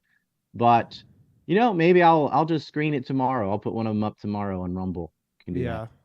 Do you have a Rumble account? Do you have a Rumble channel? Check it out. Yeah. Just Rumble is just Ryan Dawson, like all one word. Okay. And yeah, it's a good idea. I'll take the short one, and I'll take the 3-hour one, and I will stream it tomorrow. Cool. Good idea. And yeah, I think actually Twitter changed it if you have the Twitter Premium, where I think that you can go up to 4 hours now. I could be wrong, but I thought they raised it, but it's 8 gigs, so it's like you have to lower quality. Yeah, it was like I have the sub thing, but I think maybe they took my blue check away because I had to update my profile. Yeah. And anytime you mess with that, it disappears. So maybe I'm just temporarily unable to do it. But I'm just gonna put it on Rumble tomorrow anyway. Yeah, it's so funny. This guy who was talking shit has been calling back 4,000 times. I'm gonna take one more call, not from him, and then we're gonna wrap this bad boy up. Yeah. All right. Hello. Thanks for calling. Low value mail. Who am I speaking with? Oh, sorry, format. You're still on. I forgot, dude. Hey, Danny, it's Chris. What are you saying? Chris, how you doing, man? Very good. Very good. 1 second. I'm gonna patch you through here. And it's too late for me here. All right, you're on with Ryan. Go ahead. Last caller of the night. Chris. Hey, Ryan, it's Chris. How's it going? Chris. Good. Hey, just a quick question about 9/11. Do you believe at all, Ryan, is one of the theories that you kind of don't subscribe to, I guess, is the no plane theory, or have you ever looked into that, I guess, extensively? Is that the hologram thing that we were just talking shit about? Not necessarily. Holograms a little bit, but a lot of the stuff we saw on TV and a lot of those fake videos had nothing to do with holograms. It was just a bunch of bullshit made up to put on TV, right? Wait, are you saying that there was never any planes? Not a goddamn plane. A lot of bleeps, a lot of guys. I think I know, Ryan. This is what I deal with all day long. This is what I deal with. The message I'm just trying to tell the people. Yeah. So I think I hear you, Ryan. Listen, this is a lot of people say it's a full display. It was planes. Gotcha. I hear you, right? Yeah. No, he's just trying to be think that person was serious. They started laughing at the end. I think that was a troll. Maybe. I don't know. Is it a troll? It actually wasn't. No, I swear. So help me God, it isn't a troll. So you're a liberal? No, God, far from, my man, far from. Are you a drug addict? Because you can't be that stupid naturally. I hear what you're saying, Ryan. I hear what you're saying. He's Canadian. Is it weed? Is it weed? How much? It does not involve weed. It does not involve weed. But listen, Ryan. It's funny. There was one night I was in your chat. I think it was on Cozy, where I made a little comment about your hair, and you banned me for it. I just ban everybody on Cozy. Anybody that has Groiper in their name gets banned. Not Groiper. I'm definitely not a Groiper. It was just a quick comment about your hair, and you were not happy. I don't think you have a problem with your hair. But you don't like my hair? No. It was something about your hairline, and you didn't like it. I like you and your coverage. All right, thanks, caller. Man, you're right. You don't like my. It's like, we're talking about 9/11 today. Let me comment on your hair and your eyebrows and whatever else, like your appearance. Like, get a fucking life. I got some. Nobody gives a shit what I look like. I'm married with 3 kids and 45. No one gives a fuck. They just want to hear what I have to say. You're like, well, okay, let me go get Kate Beckinsale to relay this information to you. All right, that's Cozy, for the show. All Cozy ever does is talk about race realism all day, and then adds in a couple Christ is King. And so I'm just like, just ban everybody. There shouldn't even be a chat. That probably pisses them off so much too. They're not the lowest. The lowest is the GDL, but they're the second lowest. Yeah. Nobody's lower than the Goyim Defense League, which I'm convinced is the ADL, because you couldn't create a gift that gives more than that. They're pretty nuts. All right, tell people where they can find you. We're the best place just to find you, all your work. ANCreport.com and Ryan Dawson on Rumble. Let's see, and I have a Substack. Rumble, rumble.com/Ryan Dawson. Okay. We just did a 11-hour and 29-minute stream on September 11th. Okay, so they can go check that out there. All right, thanks, man. I appreciate you coming on and just answer some questions, man. You got a lot of fucking trolls though, dude. You got people who are you're like a fucking like this magnet. is you are this a is the magnet thing for that shit, dude. Oh, I have to put up with this crap all day. I get the Zionists on one side, the racist assholes on the other. All the 9/11 kooks hate me. And then it's like, how come you wouldn't give me a super guest when I've never done anything for you in my life and trashed you for months? Gee, I don't know, because I think you're a useless faggot, and I'm not going to help you with anything. All right, Ryan Dawson, everybody. Thank you very much for taking the time out. No after show. We'll be back next week with Mike Patterson. Have a good night, everybody. New episode of The Bathhouse tomorrow night, 10:30. Good night. My shit heroic. Empathic abilities, yeah, my face be also stoic. Bleep, blow up, nigga. That just means I'm working. They see me as a leader, so that's why I'm Captain Kirkin. These charts from the stars, that much is for certain. You can feel this hit if you up or if you hurt. I'm raising my stock, not talking my feet in some Birkin. Number Johnny 5 got a fucking short circuit. Bring the track to life when I spit phenomenal. When I hit, she feel that shit in her abdominals. These rappers make me laugh like comic view, they comical. You know I got a ball out, I hit the track running just like Sonic do. They don't wanna turn on my light switch. Yeah, they was trying to get me on my hype shit. Yeah, they don't wanna turn on my light switch. Yeah, and they tried to down me up some KO type shit. Yeah, they don't wanna turn on my light switch. Yeah, now we pulling up fresh on some flight shit. Ha. They don't wanna turn on my light switch. Yeah, they don't wanna turn on my light switch. They don't wanna turn on my light switch. Yeah, they was trying to get me on my hype shit. Yeah, they don't wanna turn on my light switch. Yeah, then they tried to down me up some KO type shit. Yeah, they don't wanna turn on my light switch. Yeah.